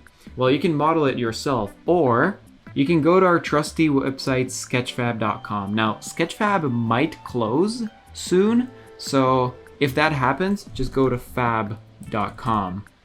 And this is a merger of Unreal Engine and Sketchfab's marketplace. There are free models here, but I am used to using Sketchfab because it's so much better as a search engine. You can just make a free account on Sketchfab, but because my circuit is based in Canada, let's just say I want a big bottle of maple syrup on the track. So I'll just search for maple syrup, and over here click downloadable. In licenses, uncheck standard and editorial. That will remove any paid models. And if you're selling your track for money, make sure you don't include any models from these three categories. NC means non-commercial. Everything else is a go. But I'm giving these tracks away for free, so we can just search for some things that we like. Say, oh, I actually do like these pancakes. Ah, yeah, look at that. It's a beautiful model of pancakes, which I will definitely want to put on my track. You want to keep a watch over vertices over here because nothing over 64,000 vertices is allowed in Assetto Corsa. But as long as it's close, this is pretty close. As long as you have, say, 200,000 and less, we can make them fit. So let's just press download 3D model. You can either download the FBX or the GLB. I personally always download GLB just because I have a workflow that I'll show you, of course. Let's say I want an old car wreck on the track as well. This is an old rusty car, 1.6 thousand vertices. That is perfect. Look at that. Beautiful, beautiful wreck. Let's download that one too. 1K texture size is more than enough, as long as it isn't something that's gonna be huge or super close to the people. Save space as much as you can. All right, in your downloads, you're gonna see these GLB files. What I like to do is just do Control X, go back to my racetrack folder, make a new folder called models, and just paste that in just so I have it on one place. Now that we are back in Blender, what we can do is go to File, Import, and GLB. Go to Models and say Old Rusty Car is coming in first. You can press the numpad dot. Because you're downloading models from a free marketplace, the models will be all over the place. So, first of all, we need to clean it up. As you can see, it has multiple parts, which I do not usually like. So what I like to do is just shift click at least one of the parts so it starts glowing orange/yellow. Press Ctrl J to join them. Now everything is one model, and everything is always parented under a few empties, which I also hate. So what you can do is click the model, Alt P, and clear and keep transformation. That's how we clear the parents. And you can just right click and delete hierarchy of the empties. Rename this to old car or one wall something if you want it to be collidable. Let's go to edit mode, get rid of this plane because we don't need that. As you can see, this is a very well-made model, 3000 vertices. What you can do to decrease the amount of vertices is select everything, press M, and click by distance. That removes all the vertices that are on top of each other. And that can sometimes mess up the textures. As you can see over here, it kinda moves the shading. Now, in my case, this is acceptable. If it messes up the shading so much that you think it's unacceptable, what you can do instead is go into modifiers, add modifier, and search for decimate. And the ratio, this basically means 100% vertices. You can do 0.5 to do 50% of the vertices, and that's gonna decimate the geometry while keeping the general shape. Now, I don't need to do anything with this car because 3000 vertices is nothing. So what I'm going to do is just scale it down. I'm going to Control A and apply rotation, because as you can see that the origin is where the wheels are, which is actually perfect for what we want. I'm just gonna scale it down so it matches the size of our F1 car here. Let me turn on the magnet again, and they should be somewhat similar size as far as I'm concerned. It is a 50s car and they were pretty huge. And I'm just gonna place a few over here to like accentuate that it's a junkyard or something. There we go. I have 3 little tiny cars over there, just parked over there. I'm just gonna move them into the props collection. And the most important thing you need to do with new models, never forget this, is export the textures so you can actually save them. So let's go to the material tab, and we can see that the car has 3 different materials. We can call them car 1, car 2, and car 3 just to keep better track of what we're missing if there's any errors. Now let's pull up the shader editor. This might look like this, which is pretty clean. You can disconnect the alpha, don't worry about that. Or, depending on the model that you get, this might look like a spider web of different models. What you want to do, because Assetto Corsa doesn't care about the spider web, is identify which of these image textures is connected to the base color and delete everything else. Literally everything else, delete it. And what we have here is, there we go, see? This is the spider web I was talking about, so I just delete every single thing here, but the base color, and same over here. Right, that is beautiful. Don't worry about the fact that it changed the textures. Assetto Corsa is only going to read this one anyways. As you can see, the window isn't looking amazing, but it's a dirty window. What do you expect? So, what we need to do is export these textures into our textures folder, the main one, so the FBX can read it. So let's select car 1. We can rename this to car 1 2 and click on this icon here, which is going to generate the texture from this model. You can unpack it and click use file from current directory, create when necessary. And that is done. So let's just do that for each of these textures. And in our Cucumber file, you might notice that the textures folder has been created. I don't know why Blender does this, because the folder is supposed to be named texture, not textures. And if you keep it in textures, Assetto Corsa will not be able to read it. So what we can do is just go in, copy, go back, and paste in the textures file. It's a pain in the ass, but I don't know how to change it. So if anyone does know, please let me know. And same goes for the pancakes. That is done. Let's go File, Import, GLB, Pancakes with Maple Syrup. Oh, these are very small. So let me hold Shift, click, Control J, Control A, and apply rotation. And we can scale it up because they're very small. Let's press Control A and apply scale again. Now we need to do the same thing. So Alt P, clear and keep transformation, move it to the props folder, delete the hierarchy here, rename this to pancake. This has a lot of geometry. It actually has 78,000 vertices, which is a lot. So let's see if we can merge by distance without distracting the textures. And it seems that we can, and that is still 65,000. That is way too many. So I have to apply the decimate modifier. And let's do 0.5, 50% vertices. There we go. You see, barely anything changed. But when we apply this, you go into it, and it only has 32,000 vertices now, and barely anything has changed. So you want to keep it as true to the original as possible without distorting too many textures. Now we need to do the materials just like before, and we have a beautiful collection of textures here, and this is amazing because now Pancake has an image texture just like the car did before. We can just delete this bottom thing and rename this to Pancake. There we go, and create when necessary. However, butter, porcelain, and maple syrup are just colors. Literally just Blender materials with different metallic values and stuff. Now, this is a problem because Assetto Corsa only sees image textures. So what we can do instead is open any image editor. For me, it's Photoshop. Click on New File. You can make it super small, like 100 by 100, just because it's one color.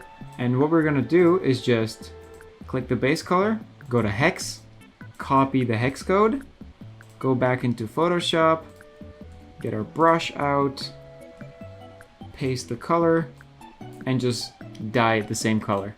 And just export as, and I'm going to do the lowest quality possible. We don't need quality, it's just one color. Export, find our base track and go to texture, and rename this to butter, I believe that was, right? No, that's maple syrup. Oh, yeah. Problems. Same goes for porcelain, which is just white, so we can just save this like that. And the last one is butter, so we just copy the hex code again, paste it. You can do this in any image editor, I'm very sure. Perfect, you can exit the image editor. And what we need to do now is assign each texture. So Shift A, image texture, connect, open. I go to texture, and this is butter, porcelain, same thing.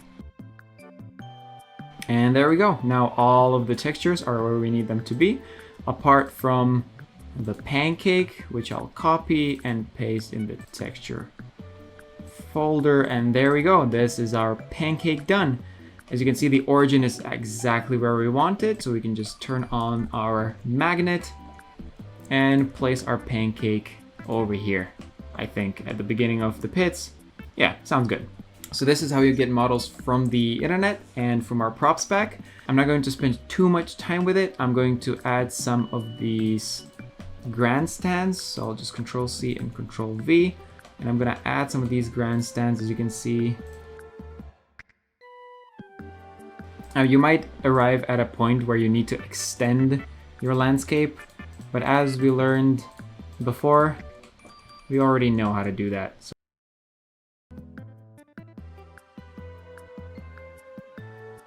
alright, and that's how you place objects around the world. Now that we have most of the objects, it's time to place the trees. They should be in the foliage, and tree 1, 2, and 3, all the anchor points are where they should be. And trees, the way I do them, because you can't really see them from above, they're just planes, right? I also press 5 to go back into perspective, so I'm still looking at it from above, it's just in perspective view. I'm probably gonna scale these down because they are humongous trees, and apply scale. And the way I do trees is a bit tedious, but in my opinion, it's worth it because you have more control over where the trees go. So what I like to do is go over here into this filter button and click this little selectable thing here. Now, everything is selectable, as you can see, but if we turn this off for every single collection apart from foliage, you'll see that whatever we try to select, it's not gonna work apart from the trees, which is gonna give us a lot of wiggle room. Kind of turn the trees around. A very important thing actually with the magnet is to turn off align rotation to target, because trees always grow upwards. Trees always grow up. They don't care about no gravity. They don't care about no aligning rotation to target. And what I like to do is just kind of create a clump of trees like this. Dense. There we go. That's some dense trees. And from this clump of trees, just kind of copy it around. Don't put trees just around where the track is like I did in my previous tracks. It doesn't look good. Trees usually just grow in clumps. Let's copy this one and let's put some in the middle. Why not? let me make a different clump here and just like copy from the clump within, just like this.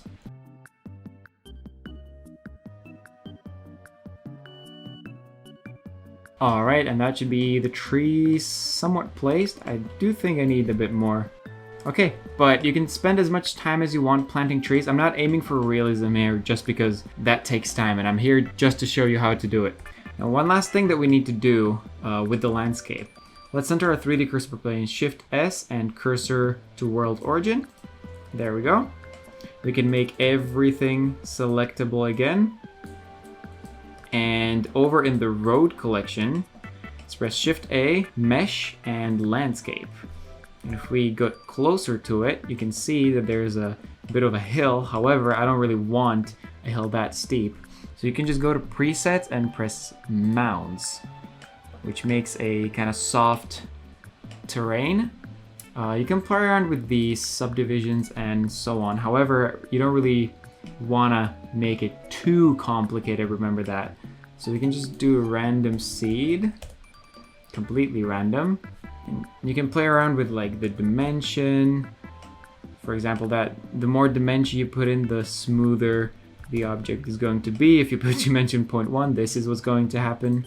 Just play around with the terrain until you're happy, but don't change the offset and the size because that is going to kill your PC. Alright, and I think I'm pretty happy with this. So go to edit mode and you can see that the vertices is 16,000, which is very, very good. And in edit mode, let's just...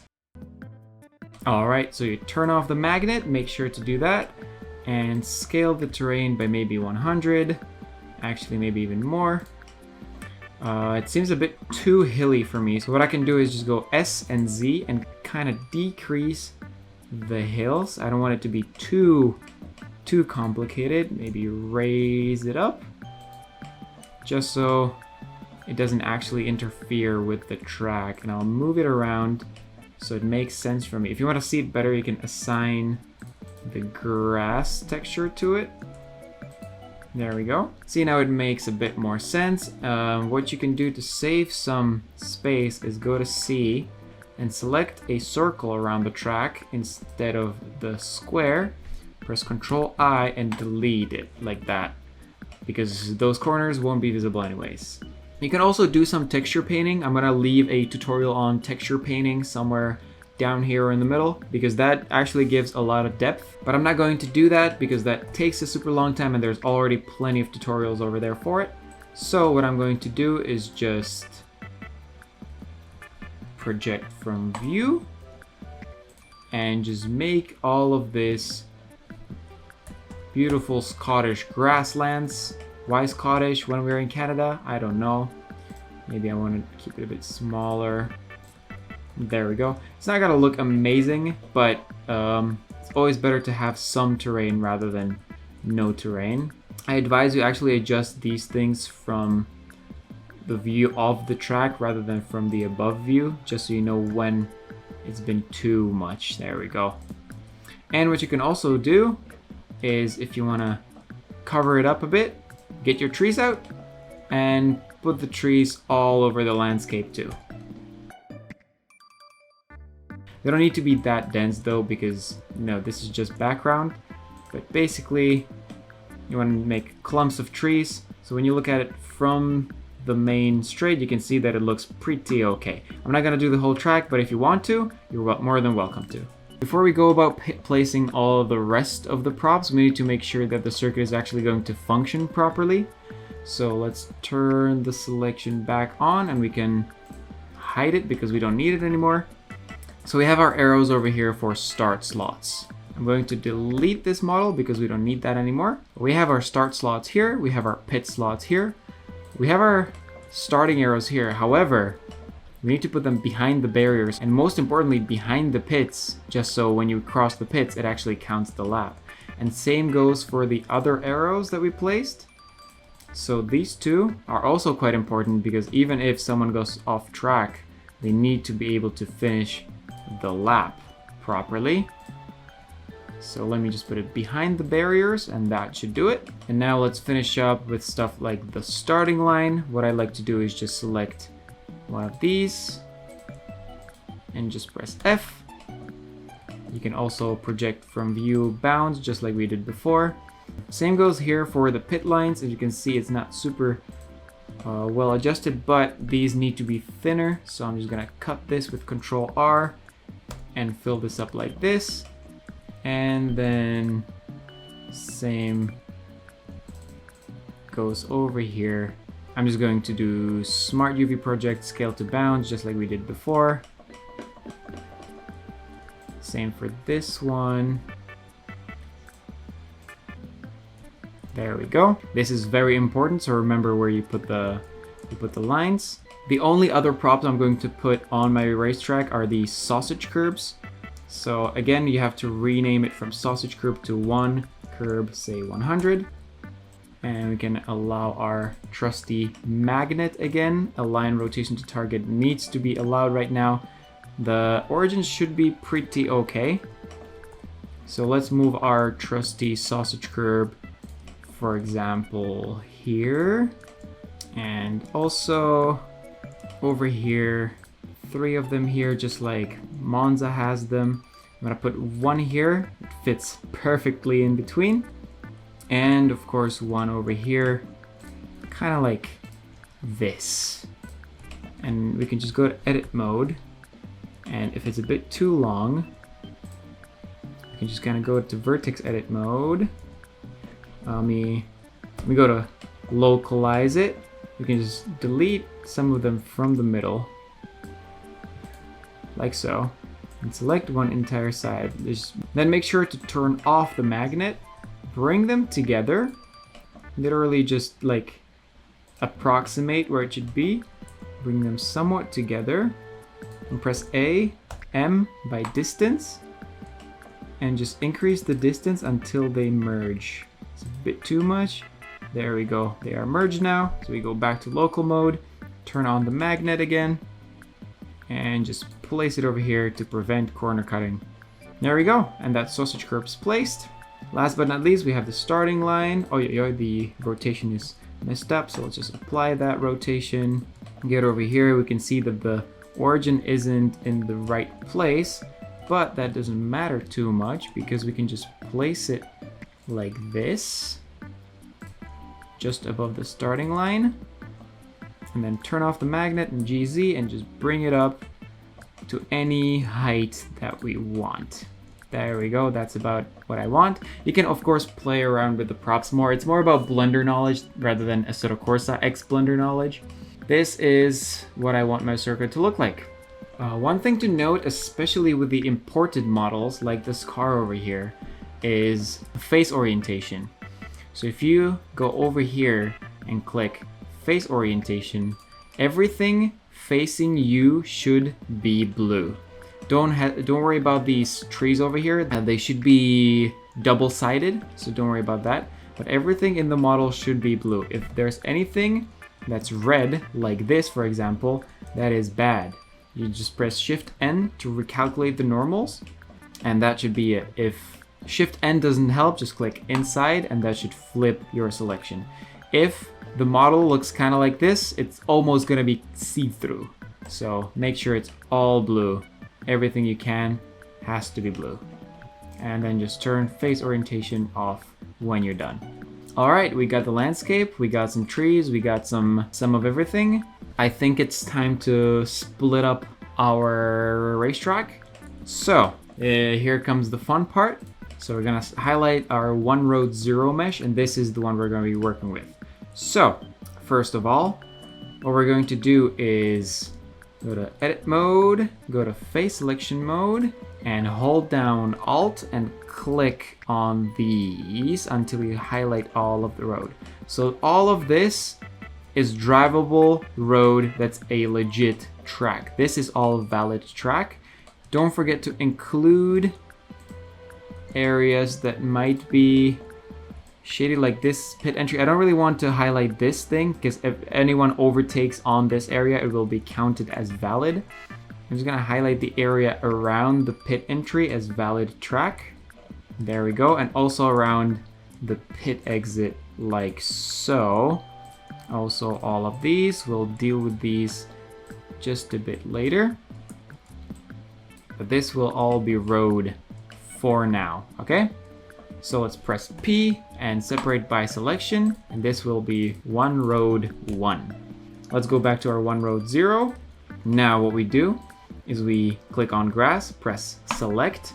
All of the grass should be selected. We press P and separate by selection. And this should be renamed to one grass 0. If we hide it, if we move it, hide it, you can see this is what we see. Perfect. Now go back to one road 0, click tab, there's not a lot stuff left. What you want to do is click on sand, click select, P, separate by selection, and again, this is the sand. Same thing, 1, sand 0. And what's left of our one road 0 is the undrivable stuff. However, we need to do the pit lane first. We can't forget about the pit lane. So let's go tab into edit mode. Let's carve our pit lane, which doesn't really matter if you get too much over here because people are already driving slow. Just don't highlight this, because if someone goes off the track just slightly, they will just slow down immediately to 80 kilometers an hour, which is not what we want.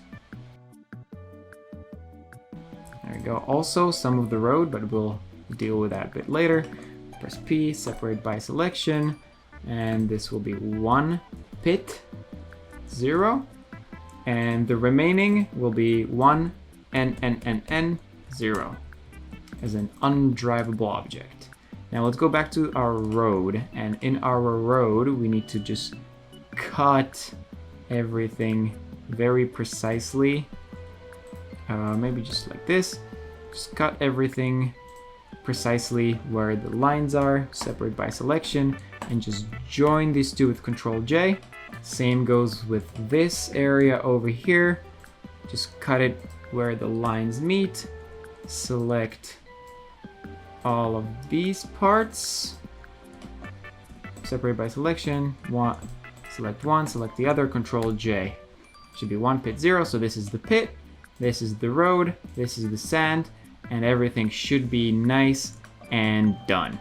Alright, and if you want to change the images on the tire barriers, it's actually super simple. Just go to tab, go to edit mode, and bring it up. Just select all 3 of these faces that are over here. Pull up the shader editor and just change the image over here. Literally just make your image, put it in the texture file, don't forget about that. And what we can do is just put the, say, ambulance. Yeah, ambulance, why not? There we go. We have a barrier that looks like ambulance right now. But if you change it on one barrier, it's gonna change everywhere because materials are global. So what you want to actually do is copy it like this, barrier 0.01, you can call it barrier ambulance, or any graphic that you're gonna do, and just import ambulance. There we go. We have an ambulance barrier right next to Button and Fernando Alonso. There we go. One last thing, a very, very, very, very important thing that you need to do is click on all of these and remove all the materials that are not supposed to be there. So for me, that will be mostly grass and sand, but on sand, only leave the materials that are supposed to be there, otherwise it's all gonna be road. Let me tell you, I don't know why. Alright, now it's time for export. Let's do a file, export, and FBX, cucumber, mesh 0.01 like we did before, and apply scalings, FBX all, and export FBX.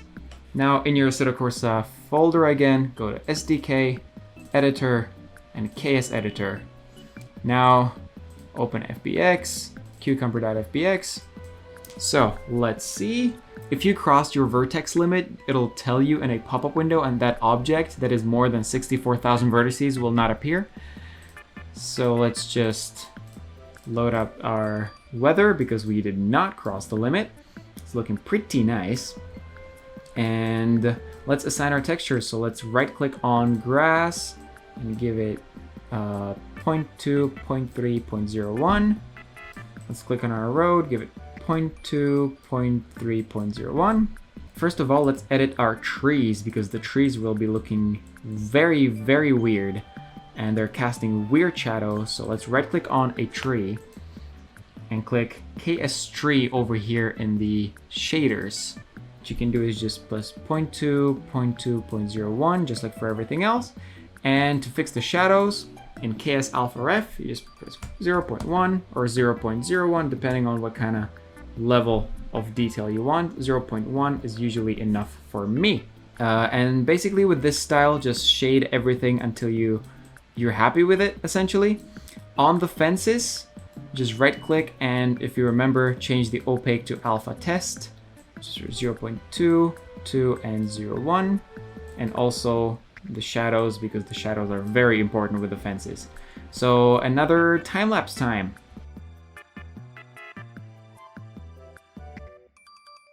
Now, if you remember, we put a normal map on our sand texture, but it's not here.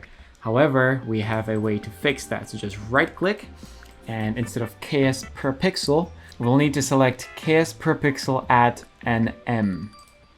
And that should give us the normal map option. So just click the 3 dots, go to texture, find sand.normal, and there we go. You can see it's pretty damn strong. So let's just shade it properly and you can see that the sand is looking pretty good. You can't really change the amount of normal that Assetto Corsa gives you right now. So if you do want to do that, you'll have to use an online converter that'll convert your normal map into a weaker one. But otherwise, this is all looking pretty darn good. If you're not sure if you missed something or not, you can go to this materials tab and just go over them one by one. There we go. See, I missed barrier ambulance, or how could I ever miss our ambulance barrier? And just go top to bottom, see if you missed something, and if you did, just shade it all over again. Oh, I missed butter as well. How could I? There we go. That should be all of it. Now that we're in textures, it doesn't matter. You can take one last look at the track, see if everything is correct. And if it is, go File, Save KN5, and Track. And we can go to the AC Cucumber file and accucumber.kn5, click Save. Hopefully no errors, and it says saved. We say OK.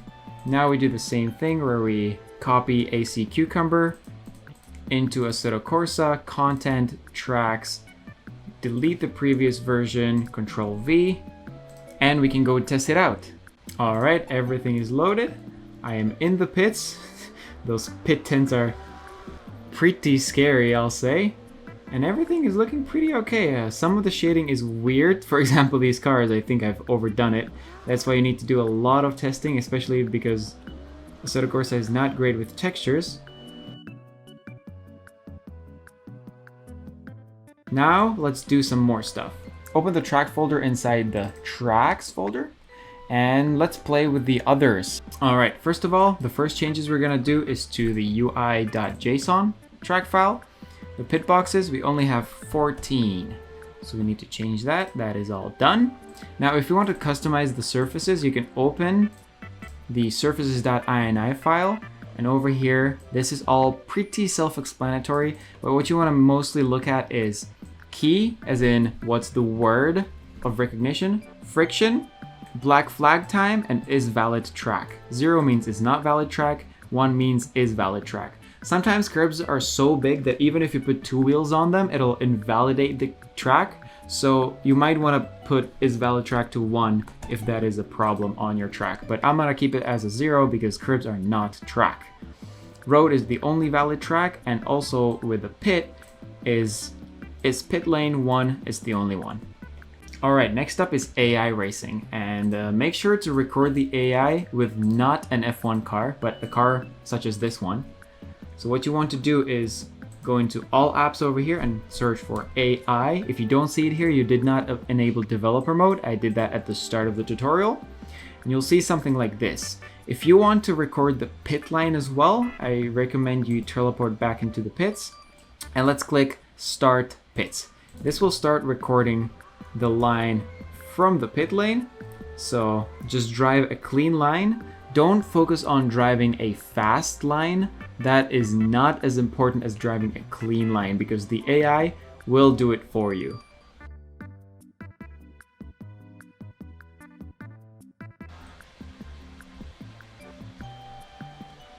Now that you reach the pit, just simply press on the recording to stop recording and press Save AI. It should say AI.ini saved. Now let's exit Assetto Corsa. Now let's launch it again, but with hot lap start as your starting position. And in the AI panel on the left, you press start recording over here. Now, you can't really stop this recording, so keep doing a line. So keep driving until you're happy with the AI line. Every lap that you complete will replace the previously recorded line. So just drive good laps with good lines. Don't focus on being too fast. Even if you do something like this, I just ended in the gravel. Just make sure to finish the lap no matter how, because the lap is already thrown away, and start a new lap and try to keep it clean. Once you finish a lap, this purple pinkish line should appear, which indicates where your current AI line sits. You can follow the line in like good sectors and avoid it in bad sectors, such as this one for me, for example. This will also be where your ideal line will appear once you finalize the AI file.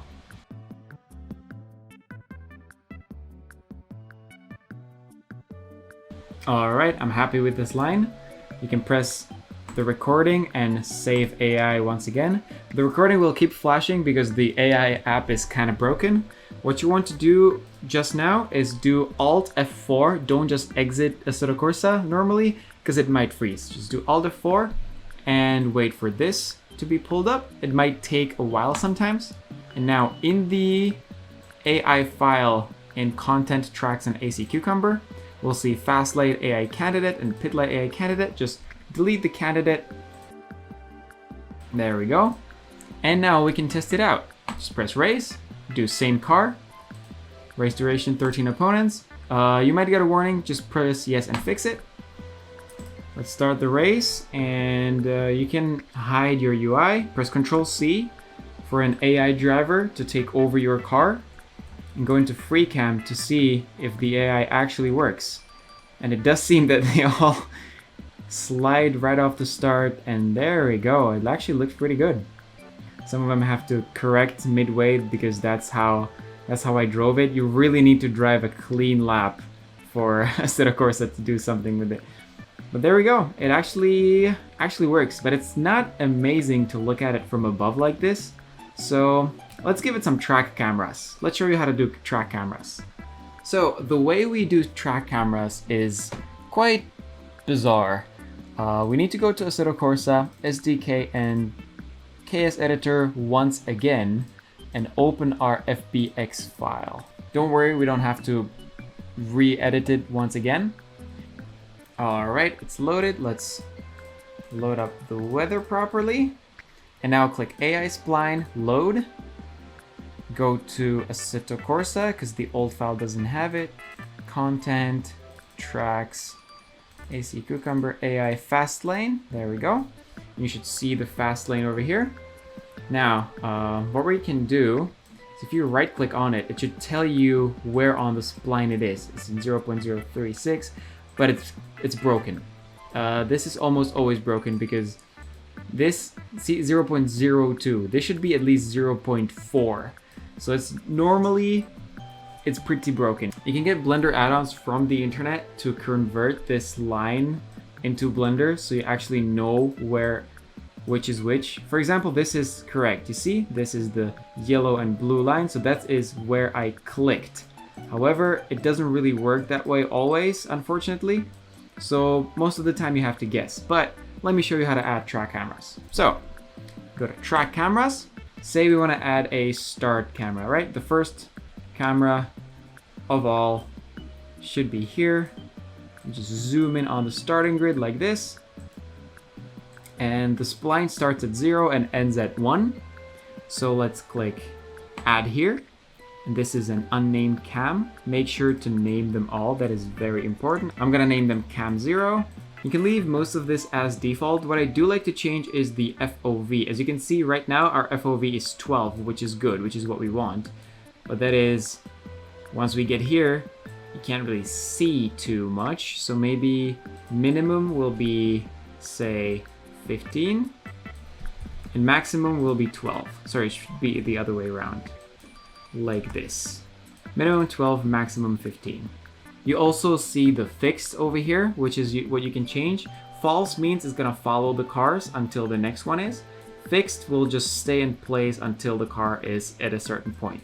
The most important thing about the camera is where it starts and where it ends. As you can see right now, it kind of works. So this is where I selected my spline. You can press set in, and that is the in point. When the car is here, that's when Assetto Corsa switches to this camera that we are at right now. And let's say I want the cars to get up to about here. However, I right click and the spline is just broken. The spline is in the pits for some reason. So we just have to guess or get the Blender add-on. But I'm gonna say this is maybe 0.1. So my out point will be 0.11. There we go, and that's it. That's literally all I do. I just kind of guess it. Let's add another one. The other one will be here. So again, I want it to be super zoomed in for like the TV effect. So let's press add here. And as I add this camera, I'm gonna click on it. I'm gonna rename it to cam 1.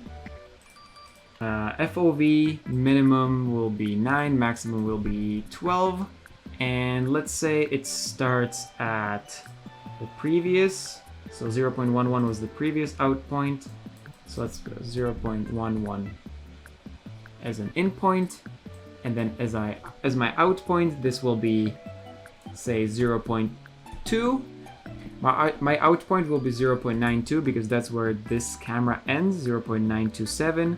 So I'm just gonna call it 0.92666. And I'm gonna refresh so it updates my names. And there we go. So the way you do track cams is just keep doing this around the whole track until you're at the end. Once you're done, you can just go to track cameras, save, and you can save it to AC Cucumber, data, name it cameras, and click save. Before we go, we can also do the DRS zones from here. So let's say my only DRS zone will be on this main straight over here. So let me just find out where it should start. There we go. So I'm gonna say it starts here at 0.82. It's a bit too early, maybe 0.83. So just go to the track file in AC tracks. There we go. Cucumber, get data, and open DRS zones with Notepad. There we go. Here is the default zone 0. If you want to add multiple, you just copy and put this as zone 1. There we go. This zone starts at 0.82 or 83. I'll put the detection at 0.78 maybe. I'll put the detection at 0.75, the start at 0.83, and the end at 0. I don't know. Say this is 0.1. I hope it's 0.1. 0.10. Control S and exit. Now, if you try to drive it with a car that has DRS, so just load in with a car that has DRS. Make sure you're in full rear view so you know when the DRS opens. This is just testing purposes. Press DRS button here. There we go. We have DRS. As we near the first turn and then we brake, the DRS closes. And if I try to open DRS over here, nothing happens. And now, let's round the second corner. Whoa, a bit wide there. And now we can check if our track cameras work. Let's go to replay and just, there we go. Camera 7 is working super well. Now it's the first camera. Maybe the FOV was a bit too much. Maybe we can zoom in even more. There we go. Switches the camera at a pretty okay angle. And then it's just this camera for the rest of the lap because I didn't add any more. And that's it. Okay, now that almost everything is done, it's time to brand our track properly. So let's go to UI. You can see the outline doesn't really represent the actual outline of the track, and the preview doesn't either. So what we can do is go to Assetto Corsa, do race, and just simulate a race for like about 1 lap. So just press Ctrl C so your driver actually does everything for you. And you can watch the race happily and just let the race happen for about half a lap or 1 lap. Alright, this is enough for me. Now you want to press escape, go to replay. Over here, look for photo mode. There we go. You can press F5 to get a view of your car where you can twist it around. And let's select the Max Verstappen car and let's get an action shot. So as he goes into P1 and over here in shutter speed, you want to put it to maybe 160 and just click make shot. And this will make a screenshot. I'll show you where they are later on. Just make a few of these screenshots. It's nice and actionable if you switch the cars around. Say we want to follow the Ferrari into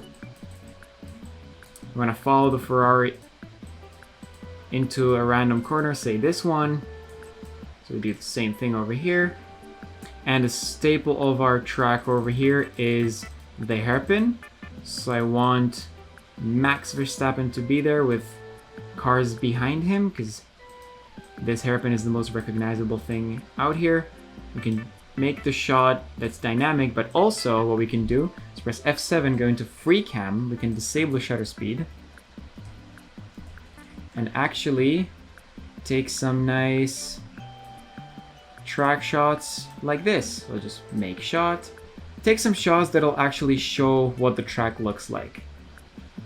Make shot, make shot. Last but not least, don't forget to take a picture from above like this. Make shot. Alright, now we can press Alt F4. We don't care about anything Assetto Corsa related anymore. Now you want to go to Documents, Assetto Corsa, Screens, and here you should have all of the pictures that you've taken. Now, you can drag the last one, the one where we did the outline, into Photoshop. And you might want to just like be happy about the shots because they look pretty good. Yeah, look at them shots. Look at them quick shots. Once you drag this into Photoshop or any photo editing software that you have, get a white color and just trace the outline of the road that you actually ended up with, not the reference that you used. Now, I don't know how it is in other photo editing softwares, but in Photoshop, if you right click and we stroke path and click OK, we have an outline of the track, and I'd like to give it a shadow just so it's not so boring and doesn't stand out. There we go. Now we fit it to the image about that way. Go File, Export, Export As. We do PNG to get some transparency, export, and we want to export it to the UI of the track in Assetto Corsa, obviously, and replace the outline.png. There we go. So as you can see, outline has been replaced, and the preview we want to replace with one of these screens. So I'll just decide which one is the best. I think this one is okay. Like you can see that the track is there. Don't select any picture with the cars. The pictures with the cars will be used when we upload it to Overtake. All right, so let's just rename this one to preview.jpg. Copy and paste it into the UI, but obviously it needs to be a PNG, so we can just open it with Paint and save as PNG picture, save it to where the outline is, and just replace the preview file. We can delete the JPEG, And now if we go to Content Manager and check it out, it should have all of our branding. And that's it. All right, and that is all the basics that you need to know. If you have any trouble along the way, please don't hesitate to ask on the Discord server. Right now, I'm going to show you how to upload your track onto Overtake and share it. Log into Overtake. The account is free. It's just hidden below when you're logging in. Press Upload Mod in Tracks. You press AC Tracks. Title, put whatever you want in. Tagline, any tagline you want. Version number, I like to leave it at 0.9 as I told you. Attach files. What you do is go to Assetto Corsa Content Tracks, right click on AC Cucumber and zip it. Put it into a zip file. If you don't have WinRAR, you can probably compress it into a zip file normally. And then you upload that zip file over here. You can insert your PayPal link if you want to donate.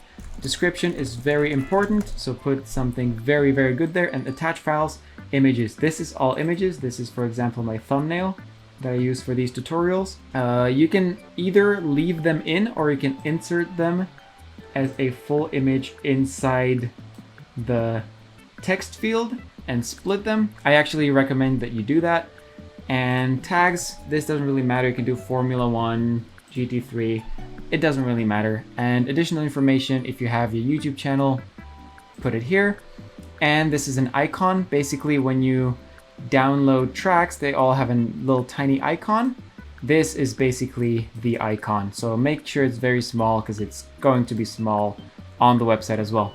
And there we go. That's your track journey done. Please don't hesitate to text me or text the Discord server to ask anything. I hope this will be good enough to cover all of the basics, but if there's stuff I missed, if I ever make an updated version of this tutorial, I will need the feedback. So please do let me know about any questions that you might have. Thank you for watching and happy track creation.